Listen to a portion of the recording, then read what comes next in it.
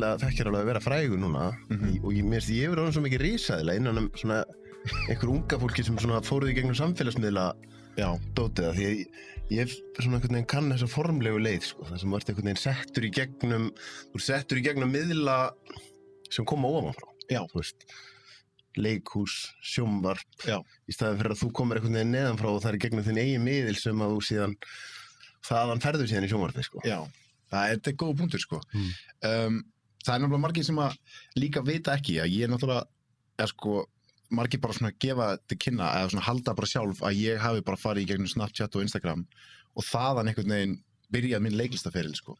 En ég var þá að læra í listaháskólanum, leiklist, sko, og var búinn að vera þar í, ég tók þetta nám á 6 árum, þetta er 3 ára nám, þannig að ég er með doktor í leiklist. Og hvað varstu svona lengi? Ég féll á fyrsta árinu og fekk blessunlega að koma aftur ári seinna með 9. bekk. Þau sem gefa annað tækifæri og ég eitthvað, ok, ætla ekki að bregðast ykkur núna.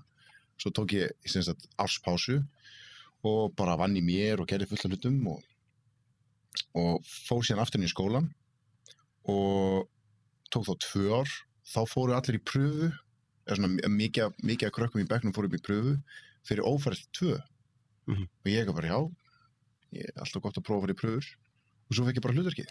Og þá þurfti ég að fara aftur að tala við og segja, herri, ég fekk hlutverk í ófærð, þetta er stórt hlutverk, þannig að ég get ekki verið í skólanum. Þau voru ekki alveg nógu sátt með það, sem byrja með, síðan skildu það og gáðu mér aftur ársfrí. Þannig að ég þurfti að koma svo aftur með 9. bekk. Þannig að ég var í 3 bekkjum líka. Ég tók þá síðasta árið mitt á, í rauninni tók ég síðasta árið mitt, þannig að ég tók eina önn og svo fekk ég seinni önnina metna inn í Borgarleikhúsinu. En ég þurfti ekki að taka lokaverkefni í skólanum svona, bara því að ég var búinn að vinna mér upp svo mikið að einingum að ég gat bara ekki, ég mátti í rauninni ekki vera lengur í skólanum. Þannig að þá var ég komið með hlutverk í Kæru Jélnu í Borgarleikhúsinu og þá sögðu bara við látuðu það bara vera sem sagt lokaverkefni þitt og við metum það þá bara sem lokaverkefni. Flottur. Þannig að bara... Þú varst rosa flottur í ófærð, ég verið að hrósa þig fyrir það. Já, takk fyrir það. Stóðst þér hrikalega vel. Og ég mitt aftur, verandi svona risaðila, því ég er ekkert búinn að vera á Snapchat og svona takmarka á Instagram og þá sá ég þig kannski svolítið í nýju ljósi þar. Já. Finnst þér eins og þar hafi komið svona, að því þú einmitt varst talsvert vinsæll hjá ákveðnum hópi fyrir, fannst þér eins og það kem allt í einu nýr hópur sem sæði þið þar? Já, 100% sko. Það var náttúrulega meiri hlutin af fólkinu sem var að fylgjast með mér voru bara krakkar sko, á Instagram og svona, bara á social media yfir höfuð sko. Það í rauninni svona fyrsti sem alltaf best sko, alltaf best að vera með yngstu kynslóðirnar til þess að fylgjast með það því að þær eru á öllum þessum stóru miðlum og þær kunna best á þessa miðla. Þannig að ef ég var að gera eitthvað eða var að, að reyna að promotera ykkur eða, beðið einhvern að, ef ég var að auglýsa eitthvað eftir sjálf mig eða vini mína eða, til dæmis eins og ég og Sturla Atlas, allar mjög góða vinur og ég var líka í svona tilraunastarfsemi með hversu langt ég gat tekið þetta á þessum tíma og þetta byrjaði með því að ég var að horfa á Snapchat, svona stories þegar það var nýkomið. Og ég addaði einhverjum sem ég sá að ég var á Vine líka, ég var á öllum þessum miðlum, þannig ég var á Vine. Vine, ég var búinn að gleyma hún. Já, það var besti miðlinn, sko.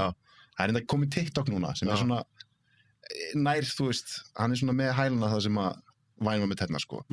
En Vine, þá sá ég fullt af svona skemmtilegum svona content creators sem voru, bandarískir, að gera rosalega svona hnitmiða hluti, að búa til heila sögu, eða heilan skets, bara byrjun, miðja og endi á 6 sekúndum. Það var einu sem að gaf skertinu á þessum viðlega, 6 sekúndur. Og maður sá hvernig þeir náðu að brjóta það form upp á bara 6 sekúndum var ótrúlegt, sko. Þannig ég fór að fylgja þeim síðan þegar sögurnar komu inn á Snapchat og Instagram og þá fyrst uppgötaði ég svona, heyrðu, þetta er snilld. Það er enginn að gera þetta hérna heima. Það er allan enginn sem ég veit af, sko. Einu sem fólk er að posta er bara að mynda köttunum sínum, hvað er heitt úti eða matnum sínum. Enginn að nota sögurnar því að það var svona nýtt og svona superpersonal. Fyrst gastu posta bara myndum á Instagram og eitthvað svona og þú valdi myndina og lést taka nokkrar og postaði þessari mynd. En svona stories, það er svona ófilterað einhvern veginn og það er svona... Það er líka bara áhugavert Já. Þetta skref einhvern veginn að fara að taka sjálfa sig upp í mynd og þú þarft einhvern veginn að mæta því að er þetta asnalegt og allt þetta. Já, bara ég þurfti að mæta öllum náttúrulega sko, fyrst þegar ég gerir þetta sjálfur, þá er ég bara, þetta er snild, þetta er hugmynd sem ég ætla bara að stökkva á, ég ætla bara að kýla á hana, ég ætla bara að gera hana, ég ætla bara að reyna að fara all in í hana og ég tók bara fyrstu, ég bara nýtti mér alls konar hluti eins og það var einhver útlendingur að koma sem heit Chris Carmichael, hann var að koma og kynna eitthvað nýtt app sem hann var að gera og hann er góðu vinur Jérôme Jarre sem er svona risastór, var mjög stór, var stærsti svona social media influencerinn á sínu tíma, þú veist, hann spækaði upp bara lengst upp bara á núleitni á undan öllum, hann byrjaði að Vine, fór yfir allt, þú veist, hann var það vinsæll að hann bara komin í, þú veist, hann byrjaði að leika í bíómyndum bara, þú veist, bara Hollywoodmyndum, svona, með eitthvað svona cameo. Var það einn af þessum sem kom í Smáralindina þegar allt var vitlaust, ja? Það var einmitt hann sem kom í Smáralindina og það var allt vitlaust. Það var Jérôme Jarre.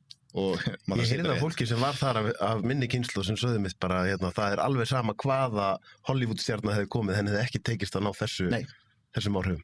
Það er bara 100% sko. Og með honum í fylgdarliðinu þá var Chris Carmichael. Síðan kemur Chris ári seinna eða eitthvað, þú veist, þetta var, hálfu ári seinna eða eitthvað. Þá er ég aðeins byrjaður eða eitthvað svona, þú veist, að reyna og er með 200 views á Snapchat-storyinu mínu. Og ég fattaði það því ég gerði ítt á add all contacts úr símanum mínum. Þá einn daginn var ég bara með svona 30 views, svo allt bara 200 okkur. Það var bara því ég addaði öllum kontaktunum mínum og þau þá addaði mig tilbaka. Það var því bara, wow, herru, ég er með áhorf maður. Ég bara, herru, ok. Það er 200 manns að horfa mig, hvað á ég að gera? Svo prófaði ég eitthvað og var að reyna að vera eitthvað sniður. Og síðan sá ég mér leik á borðið. Herru, Chris er að koma í Smáralindina, það verður allt vitlaust. Það er alltaf bara að vera á hliðinni, sko. Þannig ég fór heim, skrifa á risastórt spjald, addið mér á Snapchat Aron Mola. Bara svona risastórt svona mótmælendaspjald bara. Og fer í Kringluna, sem hann er að beða allir að koma að hitta sig, hugsandi það verður allt morandi krökkum, allir fjölmiðlar á landinu, komnir að taka þetta upp og allt í einu stendur einn bara svona fullarinn einstaklingur með spjald sem stendur addið mér á Snapchat í fjölmiðlum. Þannig ég ætlaði að nota mér það að fá fjölmiðlarna til þess að koma og taka mig upp. Að það verið bara krakkar að það. Ég mæti maður í Kringluna og ég með spjald og ég bara, wow, ok, það er actually bara trafík á leiðin upp í Kringlu. Það var þetta bara fjötrafikinn og svo kem ég upp í Kringlu og ég bara, ok, og ég fer með henn og bakvið svona þess að, þú veist, örugglega ná og það er svona 5 mann sem mæta. Bara svona 5 hræður sem eru þarna bara hangandi í nóa eitthvað þetta í Kringlunni þar sem hann er. Og ég tala eitthvað við hann og þekki hann ekki neitt og byrja eitthvað svona að spyrja út í þetta app og er eitthvað svona, já ok, hvað er þá að gera? Ég, þú veist, veit ekki alveg hvað ég á að gera. Þannig ég sneri sér einhvern veginn við og ég lét þetta líta út eins og hann væri að koma að hitta mig og ég spurði hvort að hann geti, þú veist, þóst vera að koma að hitta mig. Þú veist, hann var í faninn minn eitthvað og hann gerði það og hann fannst það mjög skrítið og svo bara klippti ég þetta einhvern veginn saman þannig að þetta leit út eins og ég væri að fara að hitta mína áhorfendur eða áhorfendur var að koma að hitta mig klippti það saman og fór svo bara heim með þetta vídeo, seifaði vídeoið fór á vísindi.is og fór bara í starfsmenn og ég bara fór og leitaði aðeins að svona þeim sem að lúkkaði yngstur sem var frekar og ég eitthvað þessi mun auðvitað skilja þetta.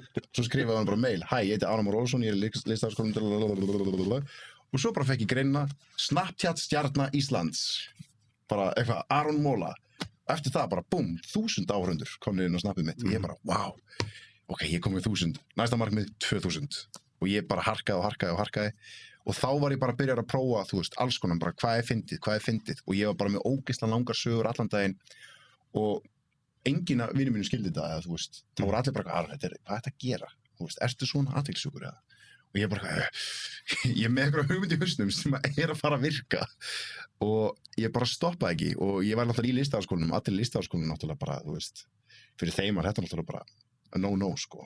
Einmitt. Það var svona alls ekki fínt, ekki no posh fyrir listafólkið í listaháskólanum. Sem ég skil alveg mjög vel að því að þetta var bara ég að gaspra í myndaðir skilur með einhverja filterum og... Mér langaði að spyrja því að ég var með Óla Darra hérna, bara, hann var síðasti viðmælandi hérna undan þér. Já. Við veitum að þú heldur upp á hann. Já. En við vorum að ræða dálítið þetta með hérna, hvað það væri mikið í því að vera óhræddur.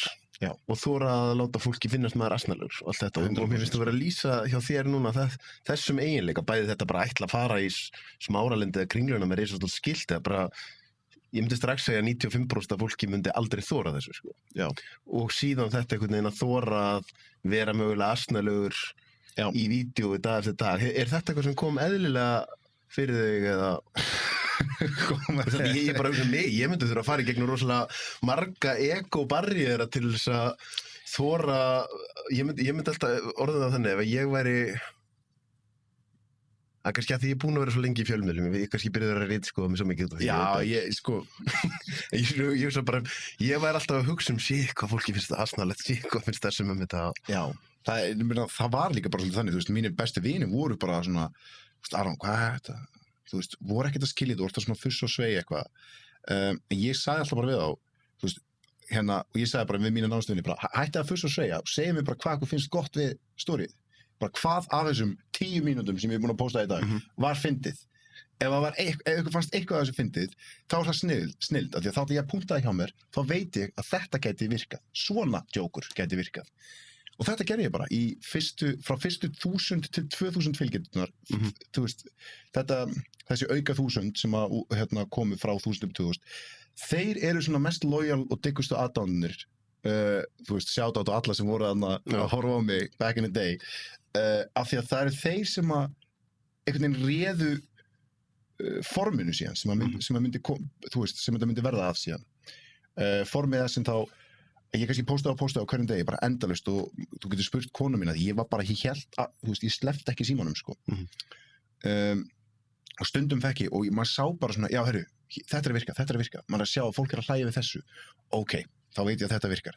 Svo in the end, þegar það voru komin 2000 fylgjendur, þá var ég komin með svo góð formúli yfir því hvað fólki vill, þú veist, það vill hafa þetta hratt, snöggt, þú veist, ég byrjar að fatta ef ég stend kjur lengi og er að taka upp lengi, þá nennir fólki að horfa, þannig að ég fór að gera nákvæmlega saman ég var á hreyfingu, þannig að það er alltaf nýr bakgrunnur, þú veist, ef þú ert að skippa, þá sér alltaf eitthvað, það er komin á nýjan stað, ég þarf að fara tilbaka, hvað var ég að missa einhverju?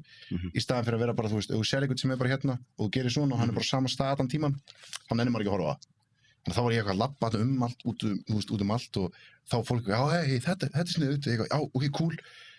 Og þetta var bara endalaust áreiti, endalaust rugl og ég endalaust að tala við vinið mína og Hildi og alla í kringum mig bara, er þetta fyndið og allir eitthvað svona, ég skil ekki alveg hvert að fara með þetta. Svo bara komið 2000 fylgjendur, svo 5.000, svo 10.000, svo bara hélt áfram, svo 20 og þú veist, inn í end var ég og Snorri Björns komnir á mjög svipaðan stað, við vorum mjög stóri báðir og Nova var svona með fyrst til þess að pikka þetta upp. Svona, ok, það er eitthvað í þessu. Þau voru það með Nóa-snappið og þá var bara, sko, komast á Nóa-snappið það var bara, holy grail, sko það var bara stærsta og ég fekk það í einn dag þegar ég var að frumsýna Jökullin Logar bíómyndana mína. Já, fannst það ekki geggjað? Jú, eðlilegt. Já, en þá kunni ég ekkert á þennan miðil, sko. Nei, það er einmitt, ég meina margir kunna ekki, sko, en svo er þetta heldur ekkert eitthvað að kunna og ekki kunna, þetta er basically sann, sko, þetta er náttúrulega super einfalt, þú náttúrulega bara tekur upp og postar, þú veist, því sem þú vilt koma frá þér. En svo oftar en ekki þá er þetta svona ég fatta að til þess að virkilega ná til áhorfandans þá þarf það að búa til eitthvað sem er authentic, sem er svolítið svona raunverulegt, gæti hafa verið mistök en er samt ótrúlega vel planað. Þannig að þetta, þú veist, gæti hafa verið mistök? Já. Ok. Af því að fólk elskar mannleg mistök. Já. Mannlega eðlið. Ok. Dæmi, bara þú veist virkaði mjög vel back in the day, þannig ég var alltaf að segja Hildi, ok Hildur, ég ætla að vera að segja þetta hérna og gera svona, en þú svo kalla bara inn í þetta hérna og hún er eitthvað svona, hvað meinar? Bara, nennum bara að gera það, bara þú veist, svo ég sína þetta og hún er eitthvað, hún hata þetta sko og svo er ég kannski að gera eitthvað, herri já, þá er ég bara leiðinni, þú veist, og svo kannski kallar hún eitthvað, herri ekki gleyma samt að þú ert að fara þang og maður er eitthvað svona, þú veist, það er svona einfaldast að dæmið af því sem að þetta getur verið raunverulegt, hún actually bara kalla úr öðru herbyggi. Annað dæmi var er eitthvað sem að gerðist samt mjög óvart, þá var ég að halda boost og ég drekk boostinn úr svona Nutribullet og ég að drekka hann og hann dettur allur á andlitið á mér og ég svona það var líka hitti mjög vel af því það var rosalega mannleg mistök. Það er svona þú veist, það er bara svona eðlislegt að hlæja þig og af því að þetta var ekkert skipulagt og fólk sér þegar hlutin eru svona skipulegir, en ég var alltaf að reyna að gera skipulega hluti að ekki skipulegum hlutum eins og maður gerir í leiklistinni. Akkurat. Þú þarft í rauninni að gera hlutina meðvitaða til þess að geta gert það aftur ómeðvitaða. Þú þarft að vera mjög meðvitaður allt sem er að fara að gerast, getur verið að gerast og er að gerast á sviðinu eða í bíóinu, en þú þarft að geta gert það ómeðvitaða fyrir þér sem karakternum. Akkurat. En mér er svo áhugavert þegar þú ert að lýsa þessu ferli, eitt þegar maður er orðin Snapchat-stjarna eða eitthvað skilur og þú er komið með, þá er náttúrulega bara svona einhvern veginn eðlilegt, þú veist, ok, fólk er að fíla þetta. En þegar þú ert að lýsa þessu ferli þegar þú ert að byrja og það er verið að viniðinir er að atast í þér og þú ert að fá, með svo aðdáunarvert hefur þetta alltaf verið í þér, að einhvern veginn láta það ekki stoppa þig. En svo segir, sko, ég er kannski með 10 mínútur en ég vil bara fá að vita hvaða sekundur eru góðar af því ég er bara að prófa. Já. Af því margir myndir höggva í vörn og bara þetta kannski bara ekki málið, ég bara hættur þessu. Jú, það var alveg að komi oft tímabil, þetta hefur jú eiginlega bara alltaf verið í mér, sko. Svolítið svona athyglisíki og líka bara, jú, ég hef eiginlega sjaldan verið feiminn og eða svona vandræðilegur. Ég verð mjög sjaldan vandræðilegur. Það hafa alveg komið moment, þú veist, og ég verð alveg vandræðilegur, jú, en ég svona leyfi kannski ekki að, ég veit ekki, það er bara, já, það vantar eitthvað í mig greinlega. Ég er farin að sjá svo mikið en að rauða þráða því ég er búin að vera svo heppinn að hafa fengið að hitta mikið af fólki sem hefur náð bara framúrskarandi árangur á sínum sviðum. Ég er farin að sjá hann að rauða þráða þetta fólk á það mjög oft sameiginlegt að hafa þórað að gera mistök. Sko. Já, það er númer 1, 2 og 3. Það, maður læri það í leiklistinni. Mistökur er gjöf, sko. Þú bara, og það var líka svona, hitti mér rosalega vel í leiklistinni bara, já, þú veist, það er allt í lagi að gera mistök. Og þú veist, og hvað er að versta sem þú færð, skilur. Og líka að prófa að spurja, að prófa að sækjast eftir einhverju. Og það er það sem að fólk veit bara, eða fattar ekki, að þú tapar engu af því að prófa eitthvað nema að sé á kostnað einhvers annars náttúrulega. Þú veist, ef þetta er bara fyrir þig sjálfa, eða þig sjálfa, að þá til dæmis eins og bara dæmi, mér langar að vinna fyrir þig, ég bara banka upp á og segja, heyrðu, Sölvi, má ég vinna fyrir þig? Og þú segir nei. Ok. Það er að versta sem kom fyrir mig, sko. Þetta er mjög áhugavert. Þetta er mjög áhugavert af því að ég er núna á síðasta árinu búin að fá mjög mikið af svona fyrirspurnum þú veist, hvernig skrifa ég bók eða hvernig held ég fyrirlestur eða eitthvað af því sem ég er að gera. Já. Og sérstaklega þegar eru ungi krakkar sem gerir þetta, þá finnst mér þetta svo aðdáunarvert. Vegna þess að þetta lætur mig síðan kannski hugsa, ok, hvar er ég nýliðið þar sem að ég ætti að heyra í einhverjum sem ég ætti að gera það saman við, og mér finnst þetta að vera einhvern veginn svona aðeins svo mikið no-no á Íslandi. Já, þetta er á Íslandi, sko. Að við, þú sagðir einhvern tíðan, ég sá einhvern tíðan að þú tókst Skype-viðtal við Baltasar til dæmis. Að það er alveg algengt að fólk segir bara já.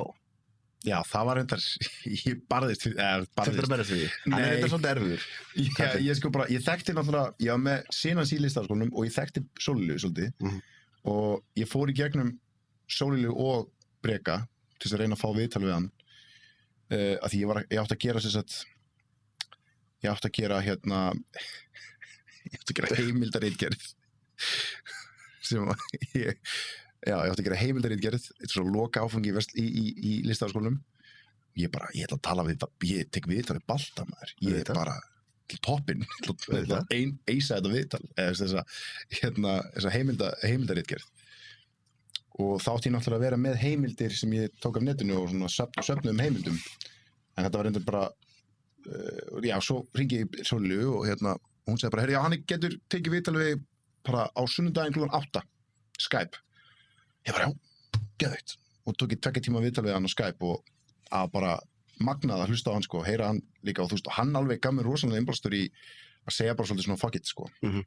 Því að í viðtalinu þá talar hann að þegar hann var að frumsýna kontraband úti sem er, minnir mig, $60 million budget, þú veist, $60 million budget sem fór í myndina en sem sagt fjárfestar sem komu á frumsýninguna og þetta er greinlega bara eitthvað svona known thing hjá fjárfestum á núti að það er náttúrulega allt svo niður rammað og niður boxað þarna í Bandaríkjunum að þeir geta bara séð sirka bara, þú veist, herru, þetta er $60 million budget mynd en hún lítur út fyrir svona $90 million. hvernig fór hann á því? Hvernig náði hann að spara hérna $30 million? Akkurat. Og þá spurði hann og þá segir hann bara við mig hérna að hann notaði bara íslensku leiðina úti að þú veist, ef hann þurfti að fá lánað eitthvað, þú veist, þá var eitthvað lið með hann og svona, no, we can't do that, eitthvað, við þurfum að fá lögfræðingana og fá samning og skrifa þetta allt niður og hann bara gleymdi því. Ég bara fyrir að spyr kallinn, þú veist, má ég fá að nota skúriðin eða má ég, þú veist, fá hann bátlánaðan. Það var það sem hann gerði, sko. Og ég var svona, wow, magnað, svo cool. Þetta er geggjað, sko. Og hann, þú veist, svo að fá að vinna með honum í ófærð líka, bara, þú veist, algjör draumur, sko. En það var einmitt, já, ég náði hérna þessu vitali, skrifaði niður hérna og svo fekk ég 6. Nú? Já, af því hann sagði, þetta átti að vera heimildarritgerð, en ekki viðtal. En hann sagði, þetta er mjög gott viðtal, svona geði 6 og ég ætla ekki að falla þig, þannig að ég var anskotin. En ég hefði nú sagt þú ættir að falla hana 9 bara fyrir að ná viðtalið við Baltasar. Já, þetta er svona löngu, sko. Já, ég þarf að grafa þetta upp, sko, ég á þetta eitthvað staðar. En þetta er hérna, ég fór líka litalið próflesa þetta alveg 2-3, sko, hjá mismunandi fólki og þess að gera þetta alveg tip-top, sko. En akkur hérna, ef við ferum aðeins aftur í Snapchatið og það, akkur hættir þú þá? Já, ég hætti bara á Snapchat, en ég hérna byrjaði á Instagram, var bara ákvað að færa bara yfir. Ég ákvað bara að vera með einn miðil í gangi í rauninni. Af því að þú er ekkert haft með það að gera eins og sumum með einhvern veginn að þeir koma á punktið þar sem þetta bara fara að vera einhvern veginn of mikið, þú veist, ég er alltaf með síman á lofti í lífi mínu og ég einhvern veginn hérna já, þetta er það líka, sko. Get ekki lengur, sko. Jú, þetta er klálega það líka, sko. Ég var alveg komin, ég fekk líka alveg, þú veist, ég brann 2 út, sko. Og bara fekk svona, ekki ég myndir að ekki segja taugafall, ég fekk svona kvíðaköst og fekk svona bara af álagi og stressi, sko. Út af þessu? Já, bara út af samfélagsmiðlum, sko. Bara því ég var að vinna dag inn og dag út, sko, og í skóla. En að því ég var komin á þessum punktan, ég ætla bara að láta alla þetta vita, ég með rosalega athyglisbrest líka og ég hef ekki farið í greiningu en ég þarf þess ekki, ég veit það bara. Hann er blessun og bölvun, en hérna, ég var að tala með hann, ég og Snorri Björns, byrjum svona, allt í hennu voru við 2 svona stórir. En við byrjum bara að tala saman og setjast niður og byrja átt okkur aðeins á svona framvindu hluta, hvernig hlutinni virka í raun og veru, hérna, ok, núna erum við konum með eitthvað svona, þú veist, svona mikið áhorf, hvað er í raun og veru verið að horfa mikið á, þú veist, sjónvarpið. Og þá hugsaum við bara, ok, við kannski erum bara með okkar eigin sjónvarpsstöðvar, en þá byrjum við að vinna svolítið saman við að kollaba. Þú veist, hann er með stóran áhorfendahóp, ég er með stóran áhorfendahóp. Þá vorum við alltaf að gera eitthvað saman, þannig að allt í hennu byrjuðum við að fylla, þú veist, við tókum menginn þar sem að þeir eru ekki með Snorra, þeir eru ekki með mig og svo byrjuðum við svona að mergea einhvern veginn. Svo að Nova tók eftir þessu og hún lét, Nova, hún Nova lét okkur vinna mikið fyrir sig og fyrir laun stundum fyrir laun, stundum fyrir svona skipti, fengum kannski síma eða eitthvað og fengum að gera eitthvað svona stórt á þeirra miðlum og þá unnum við saman og gerum eitthvað svona vel útpælt og við gerðum einu svona ógeðslega góða sögu þar sem við fórum á sko Þingvallavatn og eitthvað, fórum í Silfru og við vorum að auglýsa nýja síman sko sem var að koma og ég var rosa stoltur af þessari sögu, þetta var svona mjög vel og flott klift og það er bara mál líka, þú veist, þetta er allt klift sem sagt í rauntíma. Þannig að ef ég ætla að taka, þú veist, transition, þar sem að ég er að byrja á þér og svo ger ég svona whip ham, svona sný símanum, að þá, þú veist, þarf ég að snúa honum, sleppa og svo næst þegar ég byrja, þá þarf ég að byrja í snúning, íta takkan og stoppa. Þannig að þegar 2 rammarnir myndast, þetta er svona bíómyndaeffekt, að þá svona alltaf er ég hérna inn í þessu rými, færum í þess að svo næsti rammi, þá er ég komin út eitthvað. Akkurat. Þannig að maður þurfti svona að, þú veist, og svo þurftum alltaf að sjá hvort það virka og þurfti að gera þetta aftur og þetta var alveg hræðilegt. Í dag á Instagram þá er ég bara með klippiforrit í símanum mínum sem ég er bara að klippa sjálfur og þá þarf ég ekkert að pæla í þessum svona fítusum. Já, það er bara svona að gera þetta allt by hand og í rauntíma sko. Þannig ég gert bara tekið upp alls konar og bara klipta saman og setta í svona 15 sekundar ramma sem er 1 rammi á Instagram. En fór þú ekki mikið vinni í þetta hjá okkur ef að tólin voru svona, já? Jú, alveg ótrúlega mikil vinna sko. Svo vorum við byrjað að hakka þetta þannig að við vorum með eitthvað forrit sem við gátum hakkað til þess að posta aftur inn og þetta var svona til þess að setja inn einhverja effekta og við settum hljóðeffekta og þetta var svona algjört maus sko. Ég var búin að því að þú gast í rauninni ekki postað vídeóum úr sko það var ekki fyrir aðeins seinna, þú gast bara gert í rauntíma í story, þú gast ekki posta vídeum úr kameraról í story hér á Snapchat. Þess vegna var ég með eitthvað svona hackað Snapchat sem ég gat postað úr story, þannig að allir voru bara, hvernig gerur þetta? Bara hvað er þetta að gera? Og ég bara, þannig að þá er ég með eitthvað nýs líka, þá er ég með eitthvað svona, ég hef búin að vera, þú veist, á YouTube bara, how to hack, eitthvað, how to get, það var algjört þessum. En er það ekki smá, svona, kynslóðin sem er kannski fyrir ofan og það er svona stundum verið að gera svolítið lítið úr fólki sem að fær vinsældur á samfélagsmiðlum, einhvern veginn, svo það sé ekki alveg nógu merkilegt. En er ekki stundum verið að gera lítið úr einmitt vinnunni sem að unga fólki sem er að ná árangrið þarna, það er bara að leggja rosa mikið á sig. Já, það er nefnilega, þú veist, ég kann rosalega mikið að meta, það er náttúrulega margir svona samfélagsmiðla áhrifaldar núna á Íslandi sem eru kannski bara ekki gera, sem eru kannski bara að gera, þú veist, það er allir með sitt svona, í rauninni líka, þú getur fundið allt, þú getur bakara, þú getur fundið Solon Diego sem er bara með þrif og ég var bara, vá, ég vissi ekki að ég hefði áhuga á þrifum þú veist, þegar ég horfði á hana, þá var ég bara svona þetta er svo satisfying einhvern veginn, sjá svona before and after og eitthvað, aldrei hefði ég pælt í að fara að gera eitthvað svo leiðis, en eins og maður sér, hún er bara, þú veist gera góða hluti, bara með því svo erum við með svona sprelligósa, Hjálmar Örn ég, og svo er Binni Löfi sem er svona bit of both, sem er kannski svona, þú veist traveler, svona surfer, dude slash svona funny father svona, akkurat. Svona góð blanda en eins og ég segi, þú getur fundið allt í dag. Heiðarlógi er góða vinur minn. Já. Og ég man, við vorum svolítið mikið umgangast þannig svona 2014-15. Já. Þá var hann bara með plan, bara mig langar að lifa af því að vera surfari. Já. Og síðan er ég búin að horfa á hann bara ná að gera það og ég sé alveg bara, þetta var ekki tilviljun. Nei. Hann búin að leggja rosalega vinnu í þetta og ég leiði mér að fullyrða að það eru bara alls ekkert margir sem að hafa skilsetti sem þarf í þetta, sko. Nei, ég bara, hann er alltaf verið miklu dálæti á mér, sko, Heiðarlógi, ég og hann eru mjög góði vinni líka. Við kynnumst þarna í gegnum Binna Löfi og surfið, því ég lærði að surfa út í Costa Rica og ætla svo að gera það hérna heima líka. En ég kemur sjálfur inn í surfið hérna heima, ekki góður. Þetta er erfitt. Ógeðslega erfitt, sko. Þú veist, ég kann á snjóbretti og hjólabretti og eitthvað, en þetta er bara önnur biblía, sko. Og svo fer maður þarna út með þeim og sér hann surfa og ég er bara, þú veist, þessi gæi er á leiðin eitthvað, sko.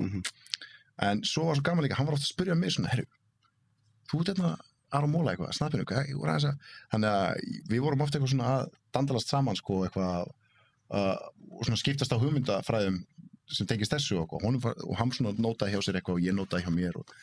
Er þetta ekki líka eitthvað sem er svona, einmitt þetta með samstarfið, þú veist, þannig þið, þú veist, strákar sem eru allir að fá athygli á samfélagsmiðlum og það er ekki einhvern veginn, heyrðu, ég þarf að passa mitt svo þú verður ekki stærri en ég heldur meira bara, heyrðu, hvað getum við gert þetta saman? Það er langt best, þú veist, það er náttúrulega bara, þetta eru tvö mismunandi fyrirtæki, sko, en þegar þau kollaba, þá er alltaf, þú veist, alltaf skemmtilega, sko, þú veist, þú fer út í búð og þú sérð Skittles Doritos og þú er bara, þetta meikar ekkert sens. Þú kaupir það samt að því að þér langar ógeðslega að prófa Skittles Doritos sem er alveg fáránleg pæling. En það er held ég það sem að kannski virkar hjá fyrirtækjum úti og svona, en þetta er náttúrulega bara svona einstaklingar. Og þetta er búið að virka í, þú veist, og þetta er alveg vita að virki, sko, og er rosalega svona bara common að gera þetta, að kollaba, basically, og að deila. Þú veist, ég myndi þá setja Sölvi Tryggva og þú myndi þá setja, þú veist, Aron Móla og þannig við myndum fá fylgjendur út frá því, sko. En í dag, persónulega, ég er í rauninni bara komin á þann stað í ferlinum að því að það vita ekki allir, en númer 1, 2 og 3 þá var samfélagsmiðlarnir plan hjá mér. Því að ég er bara, mamma mín er nistafræðingur og pabbi mín er rafverki, sko, þú veist, það er engin leikar í minni fjölskyldu.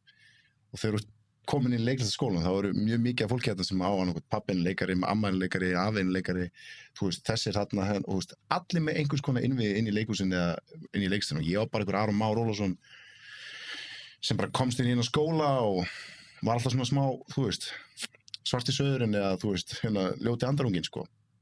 En ég hugsa, ok, ég þarf alltaf að koma nafninu mínu á framfæri til þess að fólk viti hver ég er áður en að ég útskrifast úr þessu skóla. Þannig að það var planið mitt. Og ég náði því plani, þannig í dag eru samfélagsmiðlar, ég er ennþá á þeim, en ég er komin á þann stað í mínu ferli að ég svona, ég mun ekki leggja það á hilluna, en ég þarf ekki að vinna eins mikið og eins hörðum höndum að halda upp í samfélagsmiðlum, því að svo í 3 ár þá vann ég ekki fyrir neitt sko, ég var bara að vinna fyrir sjálf mig og að gera einhverja díla og þú veist, auðvitað. Eru góða tekjur í þessu? Það geta verið, já, það geta verið mjög góða tekjur í þessu sko, ef þú getur bara að lifa Góðu lífi? Bara góðu lífi sko, bara hefi góðu lífi sko. En það tók alveg sinn tíma að vinna upp að því sko, til þess að geta fengið og að vera með líka, vera svolítið harður á sínu sko. En akkur þá, ef þú hefur kannski á einhverjum punktu verið farin að fá meira borga fyrir að vera á Snapchat heldur en leikari að fá borga fyrir að vera fastráðin í borgarleikhúsinu og... Já, það er bara draumurinn, að vera leikari? Já, eða sko eða leikstjóri eða? Ég ætla aldrei að vera leikari sko. Bara það var að síðasta sem ég var ekki svona bara pæli í sko. Ég vissi ekki svona að væri til að vera leikari sko. Ég hélt bara, það væri bara svona, já, þetta er eitthvað svona annað breed. Ég ætlaði að vera kvikmyndagerðarmaður. Ég ætlaði bara að taka upp og klippa. Það var bara, ég elskaði það, bara alveg frá ég var lítill. Ég var alltaf með kameruna, alltaf bak við kameruna og var alltaf að taka upp aðra. Og svo var ég alltaf heima í Windows Movie Maker og svona. Ég bara fattaði, það var bara ekki fyrir en ég var í Vestló og það er eitthvað námskeið í gangi, leiklistarnámskeið. Og ég er að bíða eftir félagi mínum og við erum að fara að hanga saman eftir skóla og ég er að bíða bara eftir honum í íþróttasal og þá kemur einhver stelpa, Auður Finnboga, sem er leikkona líka og hún segir við mig hérna, heyrðu, ert þú að koma á leiklistarnámskeið? Ég eitthvað, nei, ég er nú bara að bíða eftir félagi mínum, við erum að fara heima horfa Breaking Bad eða eitthvað, ég man ekki hvað hann var að gera. Svo kemur hann og segir, heyrðu, mamma þarf eitthvað, ég þarf að hjálpa mömmu eitthvað, en ég get ekki hangið með þér í skóla. Ég eitthvað, djöfull maður. Og hún heyrir þetta, segir þá, viltu ekki bara koma á námskeiði? Ég eitthvað, og fullt af fólki að tenka, jú, come on, ég eitthvað, ok.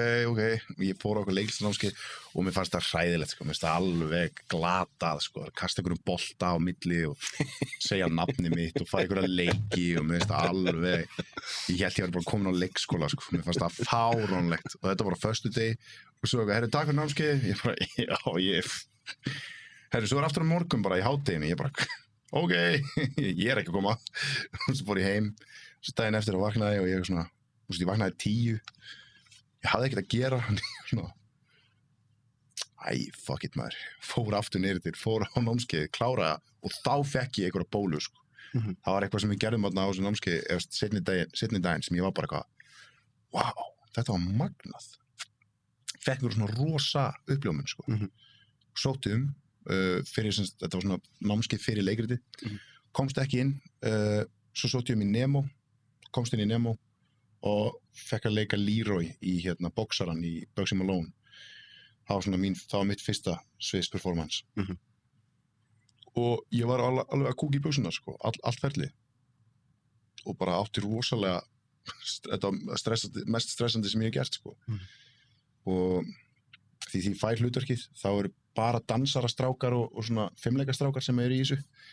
Og ég var eitthvað að borða hamborgara og ekki alveg, þú veist, var hættur í íþróttum og eitthvað, þannig að ég var ekki alveg upp með mitt besta. Og þá fekk ég þetta hlutverk að vera aðalboksarinn. Og þá man ég fór í svona heavy maníu, sko, svona hringdi einhvern engaþjálfara og ég bara, hvað á ég að gera? Ég hef 1,5 mánuð maður, ég verð að koma mér í stand, sko. Og hann eitthvað, já, herru, ok, voru að skera niður kolvetnin, skera kolvetnin. Sagði mér að gera eitthvað svona hluti, ég bara, flott. Svo bara í 3 daga, þá bara klippi ég alveg út kolvetnin. Ég borði ekki nein kolvetni í 3 daga. Þegar hann sagði bara skera niður kolvetnin. Ég kem heim einhvern tímann eftir æfingu, heim til pappa og er eitthvað, herru, hvað er í maður? Dett bara niður í sófan, bara líður yfir mér, svo fer ég á klostið og skýt blóði, ég veit ekki alveg af hverju það er. Svo bara fer ég á sjúkrahús og það bara er út með bullandi næringarskort. Ég bara, það hlaut að vera maður, hún var svo svangur. Svo ringi ég aftur í hann og sagði, hvað varst að segja mér að gera? Hann sagði, ég sagði ekkert að klippa alveg á kolvetni, ég sagði bara, köttað út, bara taka minna af kolvetnum. En svo misti ég 13 kíló og var bara helviti flottur og kláraði þessa sýningu. 13 kíló á hvað langan tíma? Mánuði. Á mánuði? Já. Hvernig gerir það? Ég bara í maníu. Þetta var í alvegni, ég borðaði rosa litla skammta, sko, og eina máltíðin sem ég leyfði mér almennilega var hádegismaturinn í skólanum. Það bara, það sem kemur á diskinn, ég borða það. Það var eina og stundum var eitthvað svona, þú veist, ég sleikti diskinn, sko. svo þegar ég var komin heim og svona á kvöldin, þú veist, þegar maður var að kreifa sigurinn, þá var ég með svona pínu lítinn svona rúsínupakka. Ég fekk með eina rúsínu. Svo var ég bara með tyggjó og svo var ég bara, ég borðaði samt á 2 tíma fresti reglulega, en bara svona litla skammta og rosalega hotla skammta, sko. Þetta var rosalega þurrt allt og engar sósur og eitthvað svona. Og var 2 ræktir á dag. Og að æfa sýningar á kvöldin. Þannig þetta var... Það er alveg. Ég hef aldrei gert þetta aftur, sko. Ég reyndi að gera það sama, sko. Ég var meira svo orðinn eldri en þú, þannig að ég ætti nú að hafa haft meira vit, sko. Þegar ég skrifaði bók Jón Pál Sigmarsson, kraftajötun, og ákvaði ég að fara í þetta. Ég endaði nú spítala, sko. Þannig að skrifa bókina, sko. Ég tók ekki alveg svona, ég tók 6 vikur þar sem ég fór í svona, eitthvað liftingaprógram sem ég held að hafi ekkert mikið verið sett á menn sem er ekki að setja í sig efni, sko. Einmitt. Og það endaði nú spítala, sko. Já, Þannig ég þekki þessa manníur, sko. Og það er nefnilega málið, fyndið með manníur, náttúrulega kannski dónulegt á okkur að tala þetta sem manníur, en ég... Já, þetta er með fullri virðingu fyrir... Já, með fullri virðingu, ég þekki fólk sem fer í manníur og er með geðsjúkdóma, en þetta er samt sko eins og hvað allt annað í lífinu, það er einhvern allt á rófi, basically. Einhverfur á rófi, manníur á rófi, geðhverfur á rófi. Algjörlega. Þetta er allt einhvern veginn á rófi. Þú getur verið, þú getur verið á því, þú getur verið mismikið og mislítið. En ég held að allir í lífinu upplifi einhvers konar manjur, því þegar ég er í manjum innan gæslappa, kannski er ég í manjum, en ég bara veit ekki svona bara minni tegundum að þeim, að þá, mér líður alveg bara, ég get konkurar heiminn, sko, ég veit alveg hvað er að gera og ég er að stefna bara, það er bara eitthvað bein stefna, kannski í mánuð, og svo krassa maður. Ég held að sé, sko, ég skoða þetta mikið að ég lærði sálfræði. Já. Og það heitir hypomania, sem er svona eitthvað sem ég held að svona mennir svo við kannski upplifum. Já. Svo er það bara manic depressive þar sem þú ferð í alvöru maníu, þá ertu komin á talsvert annan stað, sko. Já, þannig að hvað sagði? Hypomania. Þar sem þú farið svona kapla af hypomaníu og þá er það svona mild útgáfa af maníu þar sem þú ert jafnvel að sýna einhver symptóm en þú ert miklu betur fungerandi heldur en einstaklingur sem er í alvöru maníu, sko. En mér langaði þá að nota tækifæri að því ég var að skoða aðeins bara hvað þú ert búin að vera að tala og svona og við eigum það sameiginlegt að vera svona kvíðakallar. Já. Og við eigum það líka sameiginlegt að hafa mist systkin. Því ég hafi mist bróður minn en vísu var ég miklu yngri en þú. Já. Á hvaða tímabil er það sem að þú ert að lýsa þarna verslu og þú ert 18 ára gamall eða ekki þegar þú missir systur þína? Jú. Það er 2011. Nærðu alveg að fungera í skólanum og... Nei.